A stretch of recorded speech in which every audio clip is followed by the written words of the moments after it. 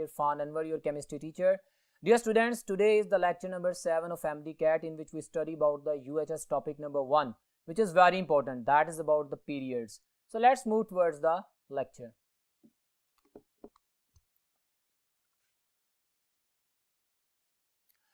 जी तो dear students, सबसे पहले आज का जो लेक्चर नंबर 7 है जो कि यूएचएस टॉपिक नंबर 1 है, which is about the inorganic chemistry और पीरियड की बात होगी.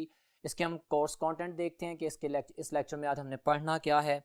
माय डियर स्टूडेंट्स, इस वक्त आपके सामने स्लाइड है, आप देख सकते हैं सिलेबस हमारा, जिसमें मैंने कोर्स कंटेंट क्लियर किए हैं.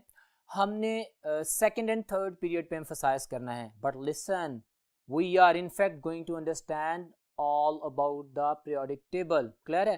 फिर कुछ प्रॉपर्टीज लिखी गई हैं, जैसे एटॉमिक रेडियस, आयनिक रेडियस आप देख सकते हैं, melting point, boiling point, ionisation energy, electron activity and electron affinity, and similarly electrical conductivity, oxidation state, hydration energy, और एंड में बाइनरी कंपाउंड्स, जिसमें एम्फसाइज करेंगे हम ऑक्साइड्स पर और हेलाइड्स पर. ये एक समरी है जो आपके सामने है. सो डिस्कस करते हैं, बात शुरू करते हैं आज के टॉपिक के बारे में. Very important lecture today, so focus on. Dear students, सबसे पहले आप व्हाइट बोर्ड पे देख सकते हैं कि मैंने एक जनरल इंट्रो लिखा है पीरियोडिक टेबल का. When we are going to study the periods, I know that you know that's very simple कि पीरियड्स क्या होते हैं. द हॉरिजॉन्टल लाइंस जिसमें इंक्रीजिंग एटॉमिक नंबर होता है. Moseley's law, you know the modern periodic table depends upon the increasing atomic number order, जैसे Moseley's law कहते हैं. हमारे पास लेफ्ट टू राइट जब हम मूव करते हैं तो जो हॉरिजॉन्टल लाइंस होती हैं जिनको हम अरेबिक न्यूमरल से शो करते हैं, लिसन माय वर्ड्स, ये सारे एमसीक्यूज हैं, अरेबिक न्यूमरल से शो करते हैं, दे आर कॉल्ड पीरियड्स. और टॉप टू बॉटम जो वर्टिकल कॉलम्स होते हैं, they are called as groups. हम जानते हैं कि पीरियड्स में शेल सेम रहता है, ग्रुप्स में वैलेंस इलेक्ट्रॉन्स सेम रहते हैं. ठीक है, तो ये तमाम पीरियोडिक टेबल की बुनियादी बातों को अपने ज़हन में रखते हैं. पीरियड्स और ग्रुप्स का हमें पता लग गया है. अब मैंने कुछ पॉइंट्स एलाबोरेट किए हैं. ये एमडीकैट की क्लास है, इसमें हमने देखना है कि कोई ऐसी चीज़ मिस ना हो जाए जिसको हम सिंपल समझ के छोड़ दें और उसमें से जब ट्रिक आउट करें, स्मार्ट क्वेश्चनिंग करें, तो आपको प्रॉब्लम हो. So watch on the white board. मैंने सबसे पहले आपके सामने पीरियड को डिफाइन किया, जो मैं बोल भी चुका हूँ. The horizontal lines in the periodic table, they are called as the of course which are arranged in increasing atomic number model, they are the periods. अब मैं सारे डाटा शेयर करता हूँ. पहला पॉइंट देखें, अरेबिक न्यूमरल से show करते हैं 1 2 3. आप देखते हैं मैं क्यों इस पे फोकस कर रहा हूँ, क्योंकि रोमन लैंग्वेज में तो ग्रुप्स को शो किया जाता है. हमारे आज के टॉपिक में हमने सेकंड और थर्ड पीरियड के ऊपर एम्फसाइज करना है, लेकिन हमें सारी चीज़ों का पता होना चाहिए, इसमें से क्वेश्चंस आते हैं. ठीक है, ये हमारे पास टोटल 7 पीरियड्स होते हैं जी मॉडर्न पीरियोडिक टेबल में, आपको जानते हैं. अब उनका इंट्रो देखें, मैंने लिखा है, किसी वजह से लिखा है. First period is the shortest period, जिसमें 2 एलिमेंट्स होते हैं. कौन से? हाइड्रोजन और हीलियम. क्लियर है, शॉर्टेस्ट पीरियड. इसमें भी बड़ा एक इंटरेस्टिंग एमसीक्यू आएगा, पहले मैं इंफॉर्मेशन शेयर कर दूं. Second and third period are called as short period, क्योंकि उनमें 8 एलिमेंट होते हैं. अभी मेरी बातें सिंपल सुने जो आपको पता है. Fourth and fifth period long period होते हैं, 18 एलिमेंट्स होते हैं. और longest period is the sixth period that contain 32 elements. और जो 7th पीरियड है हमारे सिलेबस के मुताबिक, हमारी बुक में जो पीरियोडिक टेबल दिया गया उसके मुताबिक इनकम्प्लीट है. अब ये तो जनरल इंफॉर्मेशन आप जानते हैं. अब मेरे वर्ड्स मजीद सुनिएगा और नोट डाउन कीजिएगा. ये जो पहले 2 एलिमेंट्स हैं शॉर्टेस्ट पीरियड में, हाइड्रोजन और हीलियम, ये दोनों एस ब्लॉक एलिमेंट्स हैं. हीलियम में लास्ट इलेक्ट्रॉन एस में फॉल करता है, 1s2 कंप्लीट हो जाता है. बट यू नो ये कहाँ पे पड़ा हुआ है? ये ग्रुप 8A में, जिसको हम जीरो ग्रुप, जिसको हम इनर्ट गैसेस, जिनको हम एरोजेंस कहते हैं, उसमें पड़ा हुआ है. क्लियर है, लेकिन है ये एस ब्लॉक एलिमेंट. इसको प्लेस किया गया according to the Moseley's law, left to right move करते हैं. और जो हमारी नोबल नेचर है हीलियम की, उसकी वजह से इसको हमने, जिस तरह हमने डिस्प्यूट पढ़ा है ना, हाइड्रोजन का डिस्प्यूट है ग्रुप 1A में, बिल्कुल इसी तरह हीलियम भी डिस्प्यूटेड है. All that is not being discussed in our book, but it is. लेकिन ये पॉइंट सुनिएगा, एमसीक्यू आया था, मैं बोल रहा हूँ कि which one of the following element has last electron in the s subshell but it is present in the p block elements. तो कौन सा है वो? हीलियम है. अहम एमसीक्यू बता दिया. आगे फिर मैं बात करता हूँ, ये जिस हमारे पास मैंने कहा ये सेकंड एंड थर्ड में 8 एलिमेंट्स हैं. ये कौन से 8 एलिमेंट्स हैं? चूंकि सेकंड और थर्ड एलिमेंट हम पढ़ रहे हैं पीरियोडिक टेबल में, एमडीकैट में हमने इन्हीं 2 के ऊपर फोकस करना है. तो बच्चों ये बात याद रखनी है कि हमारे पास ये जो 8 एलिमेंट है, इनमें 2 एस ब्लॉक एलिमेंट्स होते हैं हर पीरियड में, और बाकी 6 पी ब्लॉक एलिमेंट्स होते हैं. क्लियर हो गया. अभी मैंने नीचे भी लिखे हुए, आपको डिस्क्राइब भी कर देता हूँ, यू बेटर। व्हाट आर sp d and f block elements? You better know all those elements in which the last electron falls into the s subshell, they are s block elements, group 1a 2a, ठीक है। all those elements in which the last electron falls into the p subshell, pxy pyz, जो भी है जिसमें भी गिरता है p subshell में गिरते हैं, तो they are called as p block elements। उसमें हमारे पास 6 ग्रुप आते हैं, 3a 4a 5a 6a 7 and 8a, got it। and all those elements in which the last electron falls into the d subshell, they are the d block elements। अब जो है 3d series, scandium, titanium, vanadium, chromium, ये जानना जरूरी है, ये आपके MD cat के लेक्चर से डायरेक्टली एसोसिएटेड है, जानना जरूरी है। एमसीक्यूज आते हैं, क्वेश्चंस आते हैं, मैं प्रैक्टिस भी करवाऊंगा, ठीक है। अच्छा, बहरहाल ये सेकंड और थर्ड में तो 8 एलिमेंट आ गए। हमारे पास जो फोर्थ एंड फिफ्थ है, इसमें 10-10 एलिमेंट्स डी फैमिली के भी, डी सबशेल के भी शामिल हो जाते हैं, तो इसमें 18 एलिमेंट्स आ जाते हैं। यहाँ पे हमारे पास 32 एलिमेंट्स आ जाते हैं, क्योंकि इनर ट्रांजिशन एलिमेंट जिसे हम एफ ब्लॉक एलिमेंट्स भी कहते हैं, जिन्हें हम रेयर अर्थ मेटल्स भी कहते हैं, वो 14 एलिमेंट्स भी ऐड हो जाते हैं। और 7th पीरियड जिसको मैंने इनकम्प्लीट कहा, हमारे सिलेबस के मुताबिक उसमें इसलिए कहा कि उसमें हमारे पास जो एलिमेंट्स हैं वो एस ब्लॉक एलिमेंट्स हैं, ठीक है। और ऑनवर्ड आप उसके बाद हमारे पास एफ ब्लॉक की केमिस्ट्री स्टार्ट होती है, उसमें डी ब्लॉक भी आपके सिलेबस में नहीं है और पी ब्लॉक भी आपके सिलेबस में नहीं है, ठीक हो गया। तो लेट्स मूव ऑनवर्ड, हम बाकी बातें करते हैं। अब डी ब्लॉक एलिमेंट्स हैं इसमें 7th में डी ब्लॉक एलिमेंट्स हैं डेफिनेटली, 26 एलिमेंट्स है, अभी इनकम्प्लीट कंसीडर करते हैं, but that is not my discussion right now. But बाकी चीज़ें आपने याद रखनी है। मैंने वो दोनों पीरियड्स जो कि हमने डिटेल में पढ़ने हैं उनको लिख दिया, आपको याद होने चाहिए। स्टूडेंट्स, पहली लाइन, ये 2 पीरियड्स आपको लाजमी याद होने चाहिए।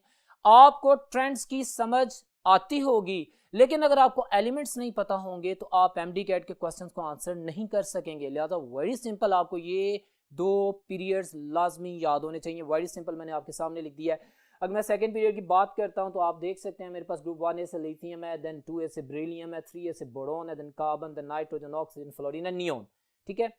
उसके बाद हम बात करते हैं सोडियम की, मैग्नीशियम की, एल्यूमिनियम की, you know that all the tricks of the periodic table जो कि हम बच्चों को पढ़ाते हैं, you better know all that. हमारे पास nitrogen, phosphorus, oxygen, sulphur, fluorine, chlorine, neon और आर्गन, ठीक है।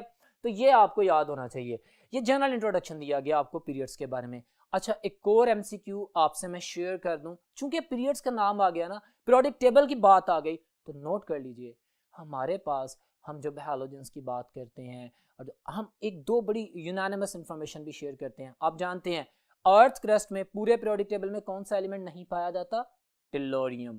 टेलोरियम अर्थ क्रस्ट में नहीं पाया जाता, एक जनरल इंफॉर्मेशन। इसके अलावा हमारे पास हैवीएस्ट एलिमेंट कौन सा है?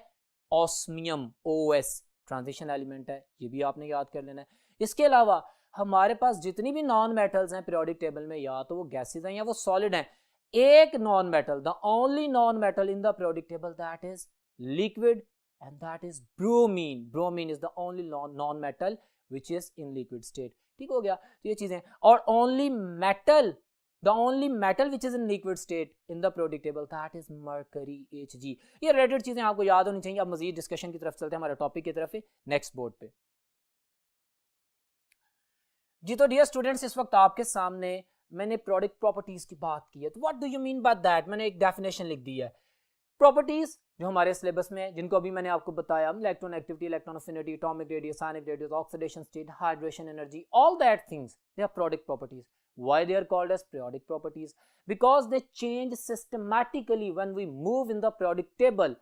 As right now my topic emphasizing on the periods, so I will just talk about the left to right movement, और जहां पे टॉप टू बॉटम का पेयर भी आएगा, क्योंकि डेफिनेटली आएगा, इसलिए कि हमारे पास 2 पीरियड्स हैं, इनमें भी एक ग्रुप मूवमेंट तो आएगी।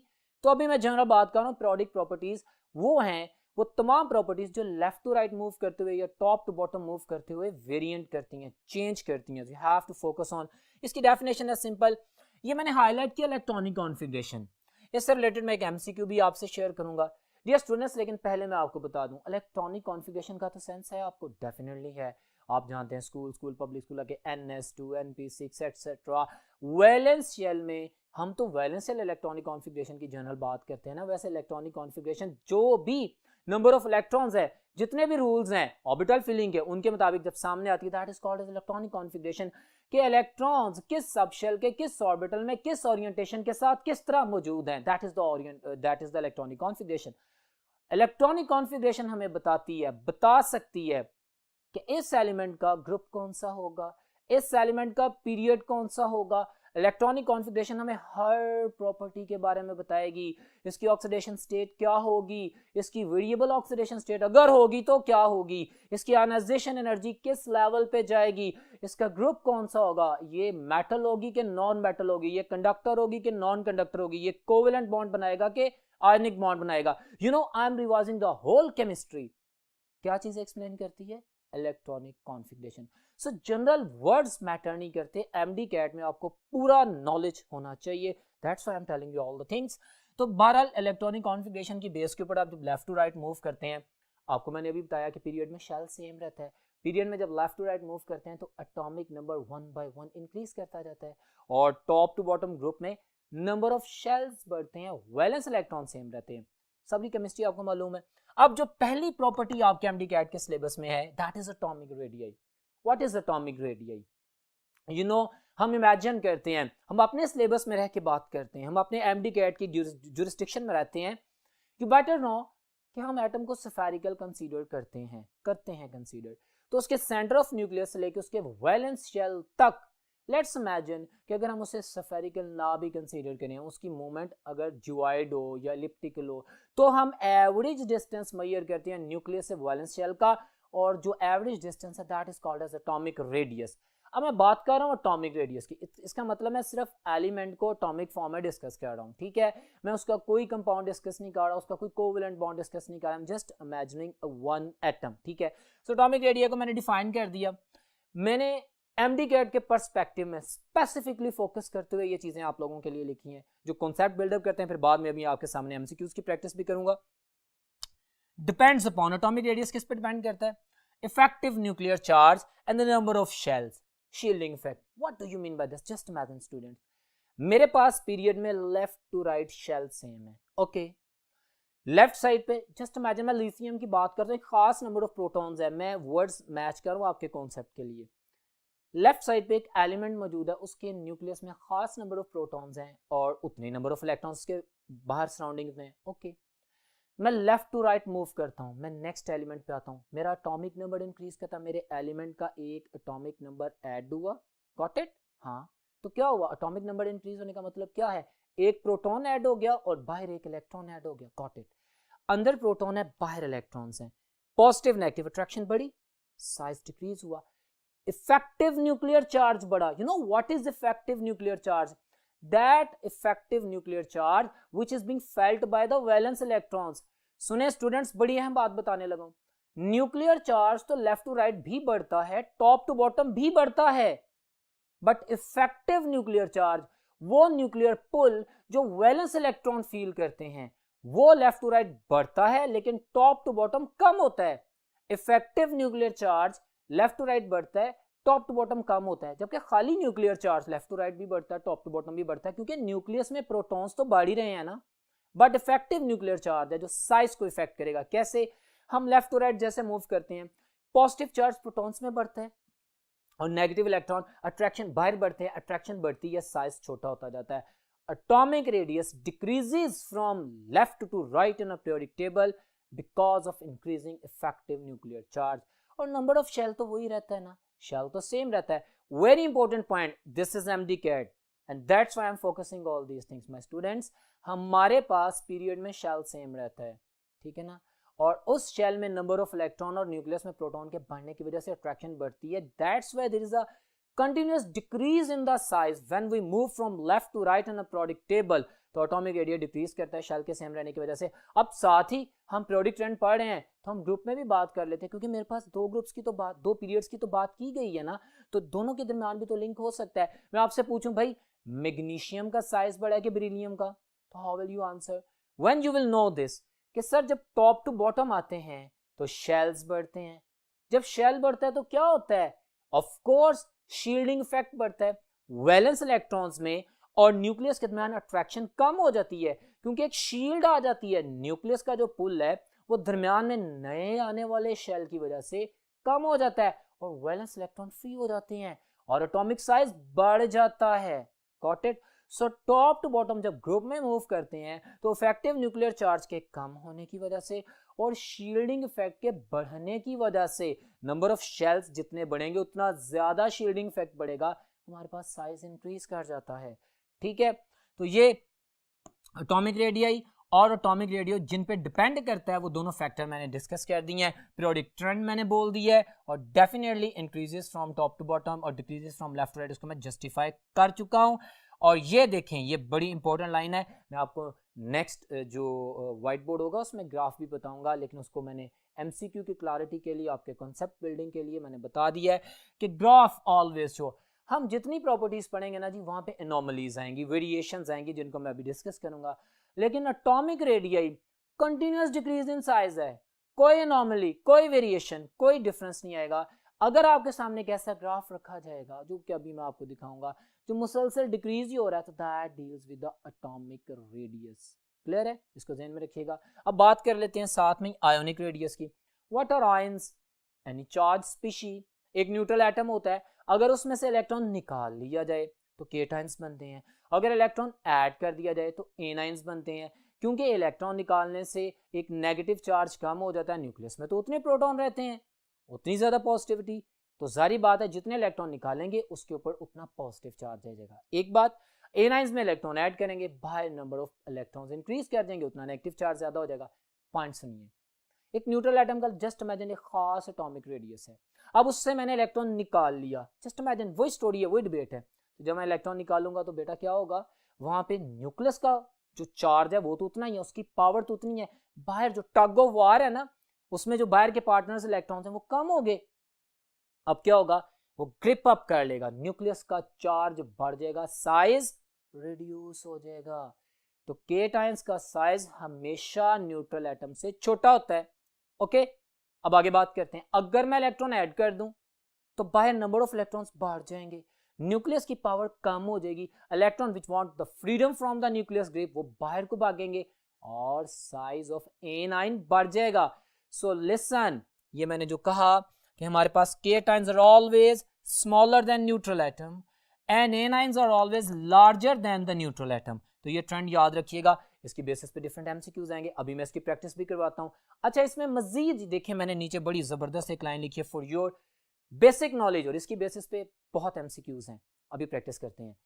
हमारे पास मैंने कहा कि जितना ज्यादा पॉजिटिव चार्ज होगा उसका मतलब क्या है कि न्यूक्लियस की ग्रिप उतनी ज्यादा है, यस, और जितना ज्यादा नेगेटिव चार्ज होगा इसका मतलब है कि वो गोइंग आउटवर्ड, न्यूक्लियस की पावर कम होगी, वो बाहर ज्यादा जाएंगे। हाँ जी, अगर मैं कहता हूं कि cation is smaller than the neutral atom and A9 is larger than the neutral atom, तो इसका मतलब फिर ये भी कह सकता हूं ना, जितना ज्यादा पॉजिटिव चार्ज होगा वो उतना साइज छोटा होगा। Watch this, Tripositive ion is smaller than the dipositive ion. The dipositive ion is smaller than the unipositive ion, and that is smaller than the neutral atom. बात समझ में आती है? बिल्कुल क्लियर है, वेरी सिंपल।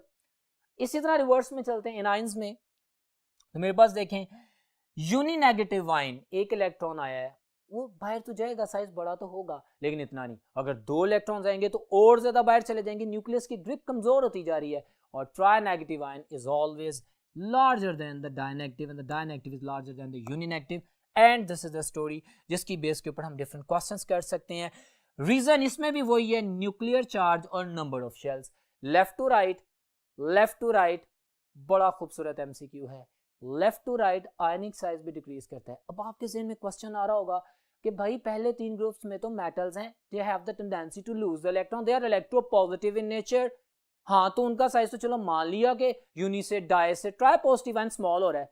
भाई आगे चलें, कार्बन के बाद नाइट्रोजन की बात करते हैं, उसने ऑक्टेट पूरा करना है, वो 3 इलेक्ट्रॉन रिसीव करता है, तो भाई साइज बढ़ नहीं गया? हाँ बढ़ गया, लेकिन वहां पे गेम एनाइंस की स्टार्ट हो गई है। बात वही है, ट्रेंड सेम रहेगा। मैंने कहा ionic radius decreases from left to right. अगर आप कैटायनिक रेडियस की बात करेंगे तो पहले 3 ग्रुप्स में करेंगे, साइज तो डिक्रीज ही हो रहा है ना। और अगर एनायनिक रेडियस की बात करेंगे तो tri negative, then di negative, then the uni negative, ionic size anions का भी डिक्रीज ही हो रहा है। ठीक है, तो आयनिक रेडियस डिक्रीज करता है। मैं कुछ एमसीक्यूज की प्रैक्टिस करवाता हूं, if you could see on the white board. जी तो डियर स्टूडेंट्स, इस वक्त व्हाइट बोर्ड पे आप एक एमसीक्यू देख रहे हैं जिसमें मैंने अब तक की जो हमारे जो डिबेट है उसको शामिल किया। इंपॉर्टेंट है, स्टेटमेंट है magnesium is a metal while chlorine is a non-metal but even then they have both। अच्छा, इसी को मैं मॉडिफाई कर दूं, मैग्नीशियम मेटल है, क्लोरीन नॉन मेटल है, इन दोनों में क्या कॉमन प्रॉपर्टी है? आप सोचेंगे भी एक मेटल और नॉन मेटल में क्या कॉमन प्रॉपर्टी हो सकती है? तो जब आपने पीरियड याद किया होगा तो आप कह सकेंगे कि they belong to the same period. MDCAT में क्वेश्चन आया हुआ है, आंसर देख सकते हैं, मैं जस्टिफाई करता हूं, उसने पूछा belong to the same period और ये मेरी ऑप्शन है। यू नो बेसिक इंफॉर्मेशन को कैसे मॉडिफाई करता है? For the time being student confuse होता है, वेरी लिमिटेड टाइम है, you have to go for the best answer. तो आप तमाम चीजों को ज़हन में रखेंगे। फिर नेक्स्ट एमसीक्यू अगर आप देखते हैं, एक क्वेश्चन है आप लोगों के सामने, all of the following periodic properties increase along a period except, भाई मुझे बताएं। अभी मैं बढ़ाऊंगा आपको डिटेल में, ionisation energy, electron negativity, electron affinity. चले अभी सुन लें, electron negativity, ionisation energy, electron affinity, totally different things, totally different things. मैं डिटेल पढ़ाऊंगा और ये बिल्कुल डिफरेंट होने के बावजूद पीरियोडिक ट्रेंड सेम रखती हैं। ये लेफ्ट टू राइट इंक्रीज करती हैं, टॉप टू बॉटम डिक्रीज करती हैं। और वहाँ पे मैंने चूंकि एटॉमिक साइज की बात की थी तो उससे रिलेटेड एमसीक्यू मैंने आपके सामने प्लेस किया। उसने कहा कि कौन सी प्रॉपर्टीज इन चारों में से ऐसी है जो लेफ्ट टू राइट डिक्रीज करती है, बाकी सारी इंक्रीज करती हैं। Very simple answer, the beta option, atomic size, और उसकी सारी जस्टिफिकेशन मैं आपको दे चुका हूं। नेक्स्ट बात करते हैं जी, एक क्वेश्चन देख रहे हैं आप अपने सामने, which one remain same along a period. Okay, properties तो सारी जेन में आ गई, कोई भी चीज जो सेम रहती है, गौर से सुनिए, सवाल आपके सामने है। एटॉमिक रेडियस नहीं जी, ये तो डिक्रीज करता है। बीटा ऑप्शन, मेल्टिंग पॉइंट, पहले इंक्रीज करता है फिर डिक्रीज करता है, डिटेल में आऊंगा। Charlie, number of shells of the orbit, और यही मेरा आंसर है, पीरियड में हमारे पास left to right number of shells same रहता है। ठीक है, तो आपने इस चीज को भी अपने जहन में रखना है। So this is the kind of the practice of the question in front of you. वही क्वेश्चन, एक और एमसीक्यू आप स्लाइड देख सकते हैं अपने सामने। Atomic size of an element depends on, option A कहता है number of inner shells only. हाँ, नंबर ऑफ शेल्स पे डिपेंड करता है। न्यूक्लियर चार्ज ओनली, भाई इन दोनों पे डिपेंड करता है। तो my answer will be Charlie, जिसके बारे में मैंने सारी डिबेट अभी की थी। सो आपको अंदाजा हो रहा है कि एमडी कैट में क्वेश्चंस किस तरह पूछे जाएंगे और आपने उनको कैसे आंसर करना है। एक और एमसीक्यू आपके सामने है, इसको देखते हैं, साइज के हवाले से है। Keeping in view the size of atoms which order is correct. अब मुझे अगर पीरियड्स सेकंड और थर्ड के एलिमेंट्स याद होंगे तो मैं आंसर कर सकूंगा ना। तो उसको देखते हैं। मैं देखता हूँ कि अल्फा ऑप्शन में कहता है कि nitrogen is larger then carbon. मैं कहता हूँ नहीं भी, नाइट्रोजन तो ग्रुप 5A में है और लेफ्ट टू राइट तो साइज डिक्रीज कर रहा है, ये गलत कह रहा है। नाइट्रोजन का साइज कार्बन से छोटा है, left to right size decrease करता है। फिर अगर मैं बीटा ऑप्शन देखता हूँ तो मेरे पास आंसर आता है phosphorus is larger then silicon. ऊपर नाइट्रोजन, नीचे फास्फोरस, ऊपर कार्बन, नीचे सिलिकॉन, बिल्कुल कोहेरेंट अल्फा की तरह। ये भी इनकरेक्ट है। मुझे पता होगा कि थर्ड पीरियड में फास्फोरस सिलिकॉन है तो मैं एक्सप्लेन करूंगा। उसके बाद Charlie option, argon is larger than chlorine. भाई आर्गॉन जो है वो मेरे पास ग्रुप 8A में है, left to right size decrease करता है, आर्गॉन का साइज तो छोटा है क्लोरीन से, ये भी नहीं है। और delta option, lithium is larger then beryllium. This is my option, lithium 1A में है, बेरिलियम 2A में है, मुझे याद है, मैंने मेमोराइज किया, that's why I will be able to answer that. Similarly you have to memorise all these things. So dear students, ये बातें हैं जो कि आपके सामने कुछ एमसीक्यूज की प्रैक्टिस की गई है। अब हम नेक्स्ट बोर्ड पे चलते हैं और वहाँ पे मैंने कुछ ग्राफ्स आपके लिए रखे हैं जो कि क्लियर करेंगे ट्रेंड को, क्योंकि ये graph as it is copy किए गए थे एंट्रेंस टेस्ट में। So move to the next board. जी तो डियर स्टूडेंट्स, व्हाइट बोर्ड पे आप देख रहे हैं आपके सामने मैंने वाज़ेह कर दी है सारी केमिस्ट्री उसकी, कि graph of atomic radius and graph of ionic radius.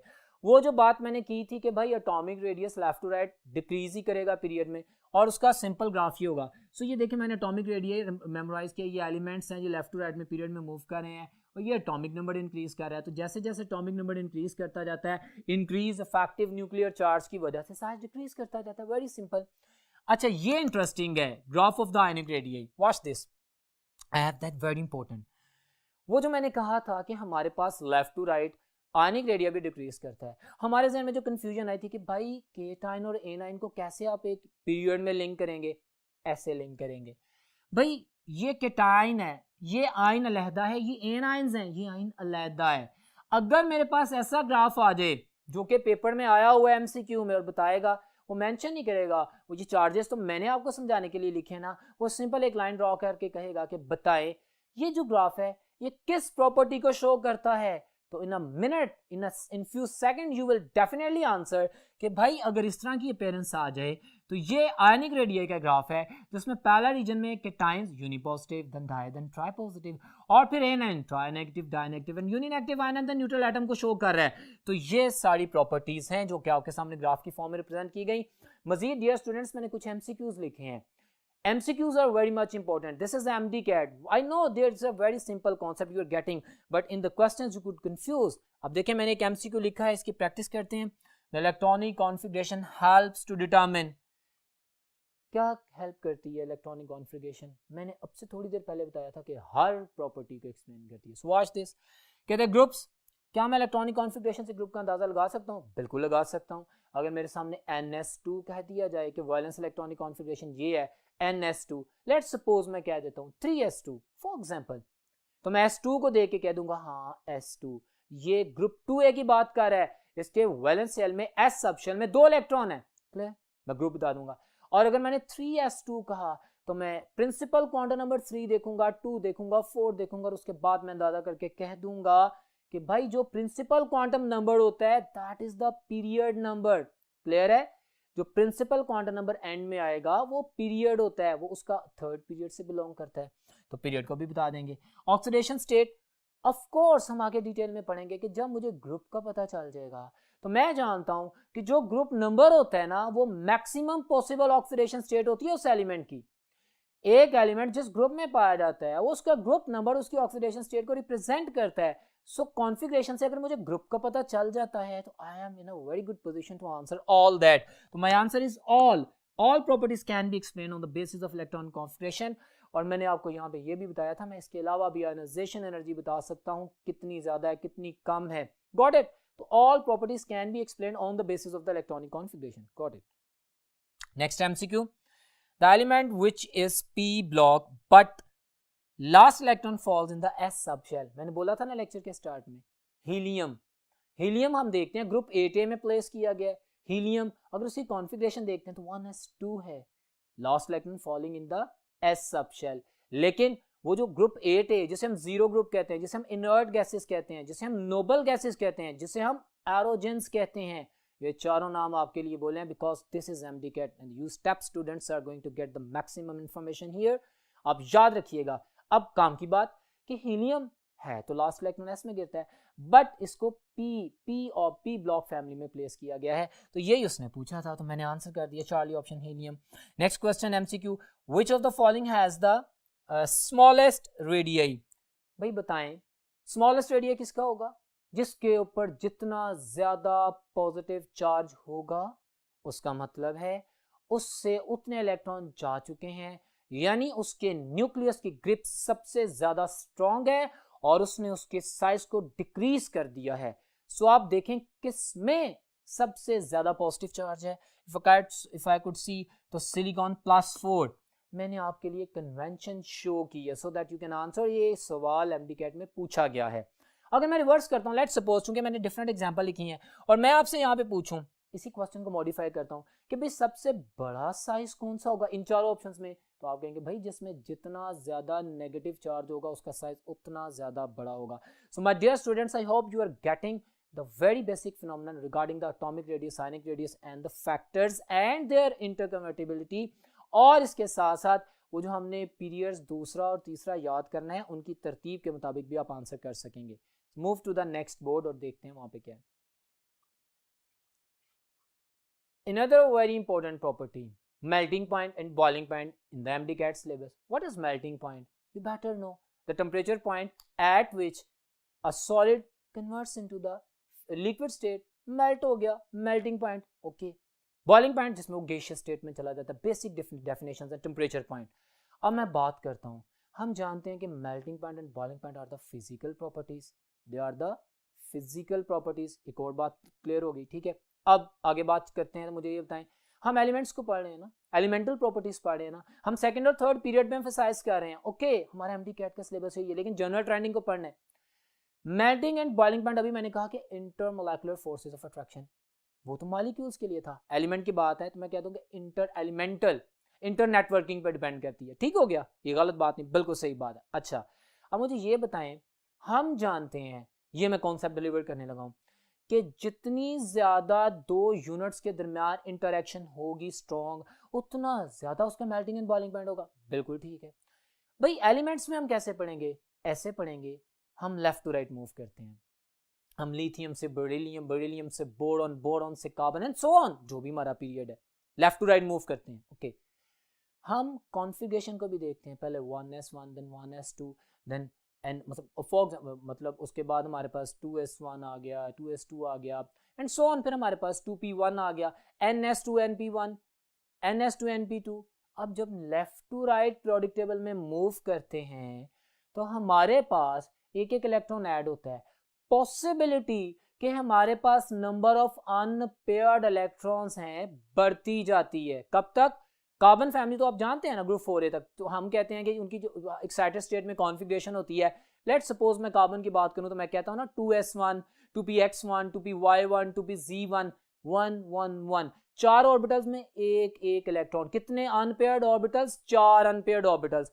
So possibility of the maximum unpaired orbitals 4 हो गई। लेफ्ट टू राइट में 1a से 4a की तरफ जब जाता हूं तो मेरे पास वैलेंस शेल इलेक्ट्रॉनिक कॉन्फ़िगरेशन में पॉसिबिलिटी ऑफ अनपेयर्ड ऑर्बिटल्स बढ़ती जा रही है अप टू द 4a। ठीक, ओके। और फिर जब मैं आगे मूव करता हूं तो वो जो हाफ फिल्ड ऑर्बिटल्स हैं उनमें इलेक्ट्रॉन ऐड होना शुरू हो जाते हैं। यस, मतलब अनपेयर्ड ऑर्बिटल्स पेयर्ड होना शुरू हो जाते हैं। यस, मतलब अनपेयर्ड ऑर्बिटल्स कम होना शुरू हो जाते हैं। ओके, ठीक। लेफ्ट टू राइट मूव किया, पहले ग्रुप 4a तक नंबर ऑफ अनपेयर्ड ऑर्बिटल्स बढ़े और उसके बाद कम होना शुरू हो गए। बाइंडिंग एनर्जी क्या होती है? किसी भी एलिमेंट्स में दो एटमों के दरमियान जो नंबर ऑफ अनपेयर्ड ऑर्बिटल्स होते हैं उनके दरमियान फोर्स ऑफ अट्रैक्शन को कहते हैं। अच्छा, जब हम लेफ्ट टू राइट मूव करते हैं एक पीरियड में तो 1a से 4a की तरफ नंबर ऑफ अनपेयर्ड ऑर्बिटल्स बढ़ते हैं। जी, इसका मतलब है बाइंडिंग एनर्जी बढ़ती है। यस, जितनी ज्यादा बाइंडिंग एनर्जी होगी उतना ज्यादा इंटरेक्शन स्ट्रेंथन होगा। बिल्कुल, इस वजह से उसको तोड़ने के लिए ज्यादा एनर्जी चाहिए होगी। Exactly, so melting and boiling point बढ़ेगा। Got it? In a period when we move from left to right in a periodic table, then melting and boiling point increases because binding energy increases, because number of unpaired orbitals increases. And then from 4a to onward up to the 8a, हमारे पास binding energy decreases because number of unpaired orbitals decreases और melting and boiling point decreases. So बेटा ये trend आपने याद रखना है कि left to right जब हम मूव अप करते हैं हमारे पास up to the group 4a, 1a से 4a की तरफ पहले एलिमेंट्स के मेल्टिंग एंड बॉइलिंग पॉइंट बढ़ते हैं। एक फिनोमेनन एक्सप्लेन किया मैंने और दूसरा फिनोमेनन इन जनरल डिस्कस नहीं किया जाता, but this is the entrance test class. मैं फोकस करके बोलूंगा क्योंकि एक एमसीक्यू आया हुआ है और मैंने एग्जांपल में भी दिया है, उसको मैं डिस्कस करने जा रहा हूं। ये हम याद कर लेते हैं। ग्रुप का ट्रेंड भी आप नोटिफाई कर ले, मैंने आप लोगों के लिए चीजें लिखी हैं। ये देखिए, मैंने ये तो पहले पॉइंट एक्सप्लेन कर दिया। अब ग्रुप्स में मैं कहता हूं जिस तरह एक पीरियड में मेल्टिंग एंड बॉइलिंग पॉइंट दो तरह की वेरिएशन शो करते हैं, पहले इंक्रीज फिर डिक्रीज। पहले 4 ग्रुप्स में 1a, 2a, 3a, 4a में हमारे पास left to right melting and boiling point increase करता है, लेकिन टॉप टू बॉटम उन 4 ग्रुप्स में melting and boiling point decrease करता है। फोकस मैंने किया ग्रुप 1 और 2a के ऊपर। क्यों? क्योंकि इनकी पॉजिटिव नेचर बढ़ती है, इलेक्ट्रोपॉजिटिविटी बढ़ती है, इनका मेटालिक करैक्टर बढ़ता है और पॉजिटिव आयन की रिपल्शन बढ़ती है। ये वर्ड्स फोकस कीजिएगा, जिसकी वजह से इंटर यूनिट जो फोर्सेस हैं वो डिक्रीज करती है, मेल्टिंग बॉइलिंग पॉइंट डिक्रीज करते हैं। इसी तरह जब ग्रुप 5a से ग्रुप 8a की तरफ बाइंडिंग एनर्जी के कम होने की वजह से melting and boiling point decrease कर रहे हैं, तो डियर स्टूडेंट्स उन ग्रुप्स में जैसे मैंने 7a और 8a की बात की, मैंने हैलोजेंस और नोबल गैसेस की बात की, टॉप टू बॉटम साइज के बढ़ने की वजह से और फिर लंडन डिस्पर्शन फोर्सेस के बढ़ने की वजह से, यानी कि पोलराइजेशन के बढ़ने की वजह से melting and boiling point increase करते हैं। सो ये पॉइंट्स भी आपने याद रखने हैं, आपसे एमडीकैट के क्वेश्चंस पूछे जाएंगे। अब जो कार्बन है, कार्बन के नीचे सिलिकॉन है हमारे पास, ठीक है, हमने माना कि लेफ्ट टू राइट इंक्रीज करेगा, लेकिन जब हम सिलिकॉन की बात करते हैं, ग्राफ आपसे पूछा जाएगा एमडीकैट के क्वेश्चंस में, प्रैक्टिस भी करता हूं अभी, तो हमारे पास सिलिकॉन का जो मेल्टिंग पॉइंट है बहुत हाई होता है। वैसे कार्बन की दो एलोट्रॉपिक फॉर्म्स डायमंड बहुत ज्यादा मेल्टिंग पॉइंट है, और ग्रेफाइट इवन बहुत ज्यादा मेल्टिंग पॉइंट है। इनको हम कंडक्टिविटी और नॉन कंडक्टिविटी में भी पढ़ेंगे, बड़ी इंटरेस्टिंग एलिमेंटल एलोट्रॉपिक फॉर्म्स हैं। बहरहाल अभी अपनी बात करता हूँ मेल्टिंग एंड बॉइलिंग पॉइंट में सिनेरियो क्या है। हमारे पास जब हम देखते हैं कि जबरदस्त इंक्रीज हो जाता है सिलिकॉन का इतना ज्यादा मेल्टिंग पॉइंट, क्यों? क्योंकि फैक्टर ये internetworking force between the atoms of the elements, ये बड़ा जबरदस्त फैक्टर है। हाँ हमारे पास ठीक है मेल्टिंग बॉइलिंग पॉइंट इंक्रीज करेगा एक सीक्वेंस में, लेकिन एकदम इतनी ज्यादा चेंज क्यों आती है? तब आती है जब एटम्स के दरमियान स्ट्रॉन्ग कोवेलेंटली बॉन्डेड नेटवर्क आ जाता है, उनके दरमियान इंटरमोलेकुलर फोर्स ऑफ अट्रैक्शन बढ़ जाती है, ठीक है ना। और उस नेटवर्क को तोड़ने के लिए बहुत ज्यादा एनर्जी रिक्वायर्ड होती है। हम नॉर्मली बात करते हैं ऑक्सीजन O2 डायटोमिक फॉर्म में पाई जाती है, गैस है, लेकिन सल्फर बिल्कुल उसके नीचे है, उसका मेल्टिंग पॉइंट बहुत ज्यादा हो जाता है। क्यों? क्योंकि वो S8 की फॉर्म में पाया जाता है। 8 एटम्स आपस में कैटिनेटेड होते हैं। कैटिनेशन सिर्फ कार्बन में नहीं होती, फास्फोरस में भी होती है, O3 ओजोन में भी होती है, S8 में भी होती है। You know what is the catenation? Self linking property. तो जहां पे भी सेल्फ लिंकिंग आएगी दैट इज कैटिनेशन, और जहां पे भी कैटिनेशन आएगी ऑफ कोर्स वहां पे कोवेलेंटली बॉन्डेड नेटवर्क एस्टैब्लिश होगा, जिसको तोड़ने के लिए बहुत ज्यादा एनर्जी चाहिए होगी, मेल्टिंग एंड बॉइलिंग पॉइंट बहुत ज्यादा हो जाएगा। सो इन तमाम चीजों को ध्यान में रखते हुए आप मेल्टिंग एंड बॉइलिंग पॉइंट्स को भी देखेंगे, और इसके अलावा हम इस चीज की बेस के ऊपर कुछ क्वेश्चंस की प्रैक्टिस भी करते हैं। आपके सामने स्लाइड्स हैं। डियर स्टूडेंट्स, आप एक क्वेश्चन देख रहे हैं अपने सामने। क्वेश्चन है the following sketch shows the melting point of the 8 elements with the consecutive atomic numbers. एक पीरियड की बात कर रहे हैं, okay. Which element is silicon? अब अभी मैंने आप लोगों को एक्सप्लेनेशन दी, ये एमडी कैट का क्वेश्चन भी आपके सामने प्लेस कर दिया। 2017 में ये क्वेश्चन किया गया था, ग्राफ आपके सामने है। आप लेफ्ट टू राइट मूव कर रहे हैं, आपको पता है लेफ्ट टू राइट इंक्रीज करता है देन डिक्रीज करता है, लेकिन एक मेजर इंक्रीमेंट किस में आती है? ग्रुप 4A में सिलिकॉन। चार्ली ऑप्शन है, वो जो ऑप्शन ऑफ कोर्स चार्ली है, आंसर भी चार्ली है, सी, जो कि रिप्रेजेंट कर रहा है हमारे पास कि यहाँ पे कौन सा फिनोमिनन डोमिनेट कर रहा है। क्या सिर्फ इस एक्सप्लेनेशन को मैं इस पे नंबर ऑफ अनपेयर्ड इलेक्ट्रॉन्स की बेस पे एक्सप्लेन कर सकता हूं? नहीं, number of unpaired binding energy plus internetworking of the silicon atom. तो ये वो क्वेश्चन था जिसके ऊपर मैंने एम्फसाइज किया, और इसकी एक्सप्लेनेशन भी आप देख सकते हैं, आपके सामने प्लेस की गई है। एक और क्वेश्चन आपके सामने, विच of the following element has the lowest melting point in the 2A group? तो ब्यूटीफुल क्वेश्चन, इसको मैंने लिखा भी है। हमने अभी बोला, जब मैंने मेल्टिंग एंड बॉइलिंग पॉइंट के ट्रेंड को एक्सप्लेन किया, अगर आप व्हाइट बोर्ड पे देखें, ये ग्रुप 1A और 2A में मैंने कहा टॉप टू बॉटम डिक्रीज करता है।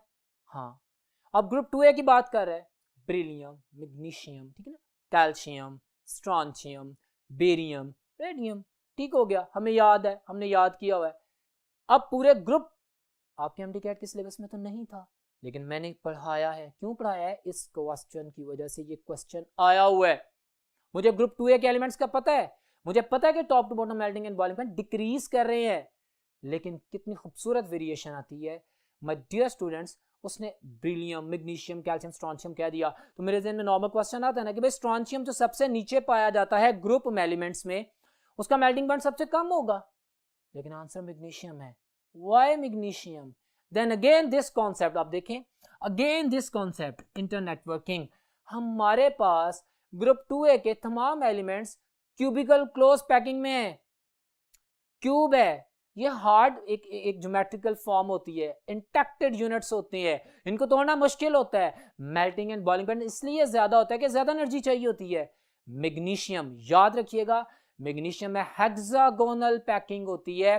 बहुत खूबसूरत एमडीकैट का क्वेश्चन है, एक्सेप्शनल केस है एमडीकैट के क्वेश्चन में मैग्नीशियम का ग्रुप 2A में, कि जो जनरल ट्रेंड से हटके नॉर्मली शो करता है due to its packing, hexagonal packing comparative to the cubical packing loose होती है, इसको तोड़ना आसान होता है, इसका मेल्टिंग पॉइंट इस वजह से कम होता है। सो माय डियर स्टूडेंट्स, सबसे कम मेल्टिंग पॉइंट ग्रुप 2A के एलिमेंट में मैग्नीशियम का है, हालांकि वो ऊपर है, सिर्फ इस वजह से उसका कम है क्योंकि उसकी पैकिंग लूज है। तो ये भी याद रखना है। सो आपके सामने मैंने एक्सप्लेन किया। इसके अलावा कुछ और एमसीक्यूज की प्रैक्टिस कर लेते हैं। वो एक तो मैंने ये जस्टिफाई कर दिया ना, the lowest melting point is of, तो ये मैंने मैग्नीशियम की जस्टिफिकेशन दे दी जो आपके सामने स्लाइड भी आई थी। नेक्स्ट एमसीक्यू है, which one has the highest melting point. तो ये भी मैंने रिपीट कर दिया, इससे इसकी इंपॉर्टेंस को एवेल्युएट करने के लिए कि ये दोनों क्वेश्चंस आपके पास एमडी कैट में पूछे गए हैं। उम्मीद करता हूँ कि आपको मेल्टिंग एंड बॉइलिंग पॉइंट के हवाले से काफ़ी क्लैरिटी होगी। मजीद हम टेस्ट में भी डिस्कशन करेंगे। अब हम चलते हैं नेक्स्ट बोर्ड की तरफ।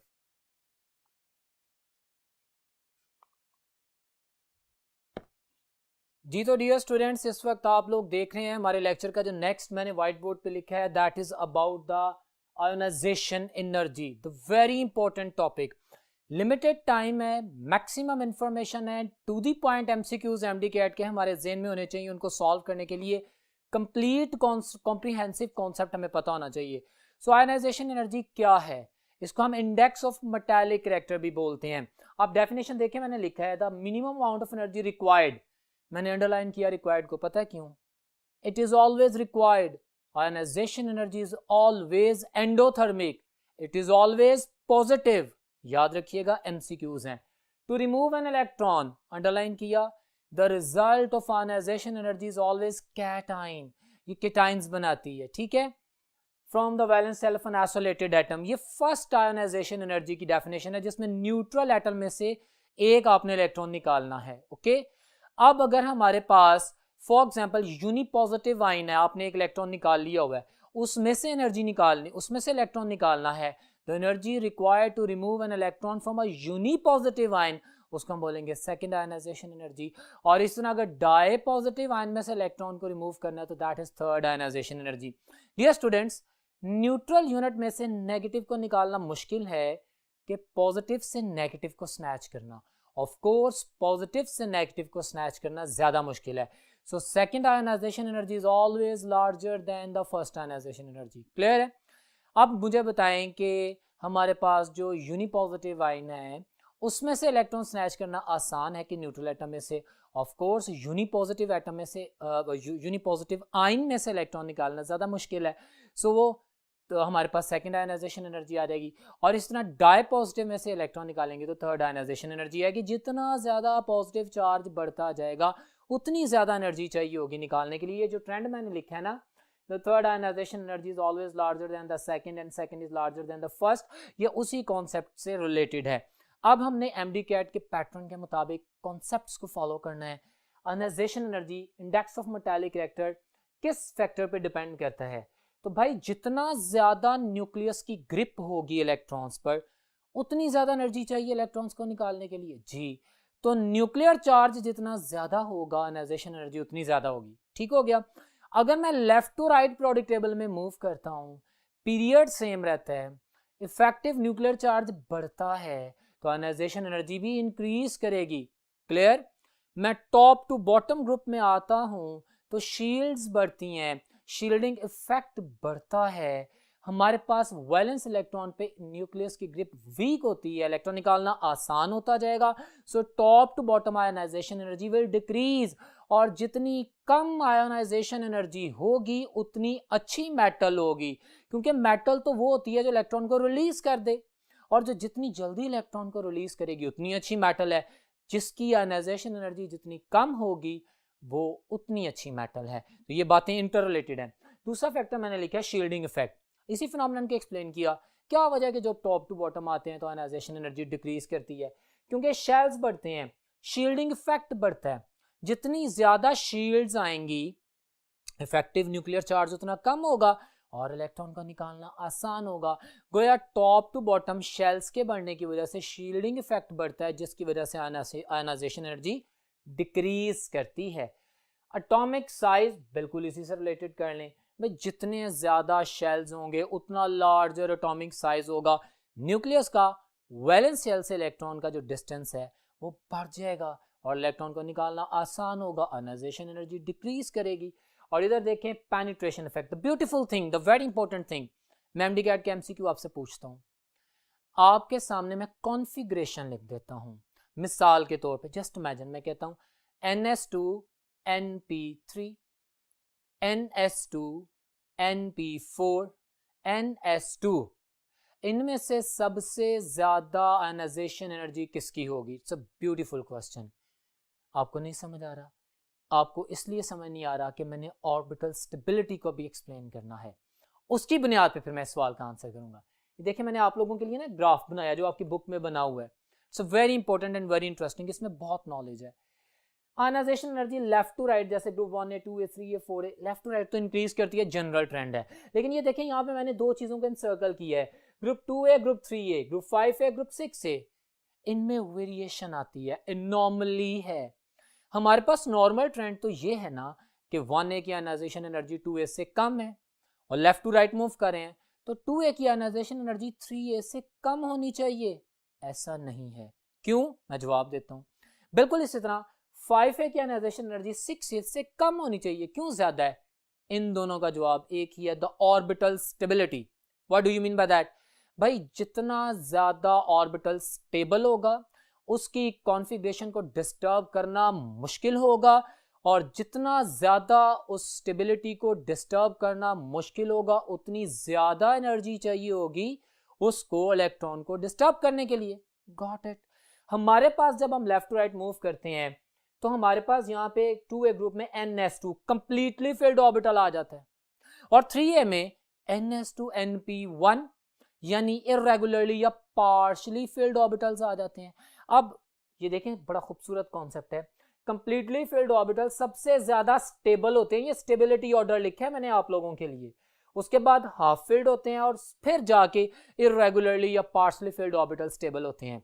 सबसे ज्यादा स्टेबल कंप्लीटली फिल्ड ऑर्बिटल। हमारे पास कौन कौन से group completely filled orbital show करते हैं? ये भी MD-CAT का क्वेश्चन है। ग्रुप 2A NS2 और ग्रुप 8A NS2 NP6। ठीक हो गया। एक जनरल ट्रेंड तो है कि left to right ionization energy increase कर रही है, लेकिन जहां पे ऑर्बिटल स्टेबिलिटी का पैटर्न आएगा वहां पे ये रूटीन से ज्यादा हो जाएगी। मिसाल के तौर पे देखें, ग्रुप 2A में हमारे पास beryllium, magnesium, calcium, strontium, barium, radium, इसमें NS2 कॉन्फ़िगरेशन है, कंप्लीटली फिल्ड ऑर्बिटल है। इसकी आयनाइजेशन एनर्जी इसलिए ज्यादा है 3A से कि 3A में इरेगुलरली फील्ड है और 2A में कंप्लीटली फील्ड ऑर्बिटल है, ज्यादा एनर्जी चाहिए होगी उसके इलेक्ट्रॉन को रिमूव करने के लिए।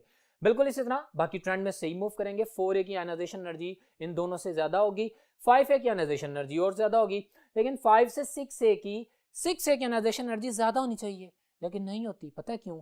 क्योंकि 5A में अब जो इलेक्ट्रॉनिक कॉन्फ़िगरेशन वैलेंस शेल की, याद है ना कितना इंपॉर्टेंट इलेक्ट्रॉनिक कॉन्फ़िगरेशन हो रही है, NS2 NP3, तो फरमाए NS2 NPX1 NPY1 NPZ1, 3 orbital half filled हैं। Got it? Half filled orbital की स्टेबिलिटी इरेगुलरली फील्ड से ज्यादा होती है, मतलब इसमें से इलेक्ट्रॉन को निकालना ज्यादा मुश्किल है। सो आयनाइजेशन एनर्जी 5A की 6A से ज्यादा हो जाती है। मैं डियर स्टूडेंट्स, मैंने लेक्चर के स्टार्ट में सिर्फ 2 पीरियड्स लिखे थे आपके सामने, और मैं बार बार कह रहा हूं कि आपको उनका याद करना जरूरी है। क्वेश्चन इस कॉन्सेप्ट का आपको बिल्कुल क्लियर हो जाएगा, लेकिन अगर आपको याद होगा कि नाइट्रोजन किस ग्रुप में है, या मेरे पास कार्बन किस ग्रुप में है, या फ्लोरीन किस ग्रुप में है, या बेरिलियम किस ग्रुप में है, तो ही मैं अंदाजा लगा के सही सवाल का जवाब दूंगा ना। अभी मैं आपको बार बार इस चीज के ऊपर फोकस कर रहा हूं। कॉन्सेप्ट बहुत इजी है, लेकिन आपसे MD-CAT में क्वेश्चन करेगा। मैं आपसे पूछता हूं, बताओ नाइट्रोजन की आयनाइजेशन एनर्जी ज्यादा है कि फास्फोरस की? तो आप कहेंगे भाई नाइट्रोजन और फास्फोरस एक ही ग्रुप में है सर, वो सेकंड पीरियड का, वो थर्ड पीरियड का। हाँ, तो आपने तो सर पीरियोडिक रिलेशन की बात ही नहीं की, हम तो लेफ्ट टू राइट की बात कर रहे हैं, टॉप टू बॉटम की तो बात ही नहीं की। भाई मैंने यहाँ पे टॉप टू बॉटम की बात की है ना, कि टॉप टू बॉटम साइज बढ़ रहा है, शील्डिंग इफेक्ट बढ़ रहा है, आयनाइजेशन एनर्जी कम हो रही है। नाइट्रोजन ऊपर है, फास्फोरस नीचे है, फास्फोरस का साइज बड़ा है, उसकी आयनाइजेशन एनर्जी कम होगी। मुझे पता होगा कि नाइट्रोजन और फास्फोरस की प्लेस क्या है तो मैं आंसर करूंगा, मुझे इस कॉन्सेप्ट का पता होगा तो मैं इसको अप्लाई करूंगा। बिल्कुल इसी तरह माय डियर स्टूडेंट्स, मैं आपको एक मिसालें देता हूं। This is the smart working, this is MD-CAT and you are sitting in the step class. ठीक है, you have to work on this, this all work is for you people. अब देखें, मैं मिसाल देता हूं आपके सामने कि मुझे बताएं बेरिलियम की आयनाइजेशन एनर्जी ज्यादा है। चलो मैं सवाल बना, which one of the following has the highest ionization energy? Option A BE beryllium, option B carbon, option C fluorine, option D neon. What will be your answer?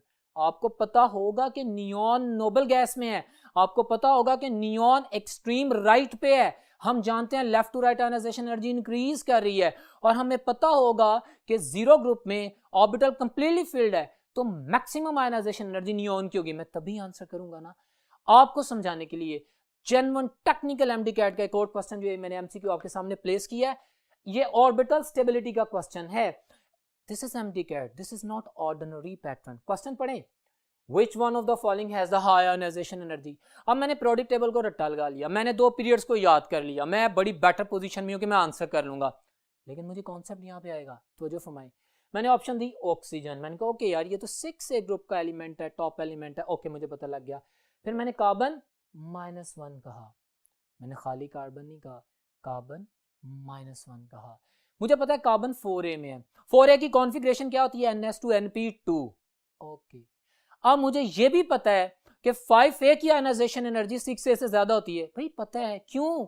क्योंकि उसमें NP3 configuration है, half filled orbital है। Carbon की खाली की NP2 थी, लेकिन जब मैंने NP-1 कार्बन -1 किया तो इसका मतलब है मैंने कार्बन में 1 इलेक्ट्रॉन ऐड कर दिया।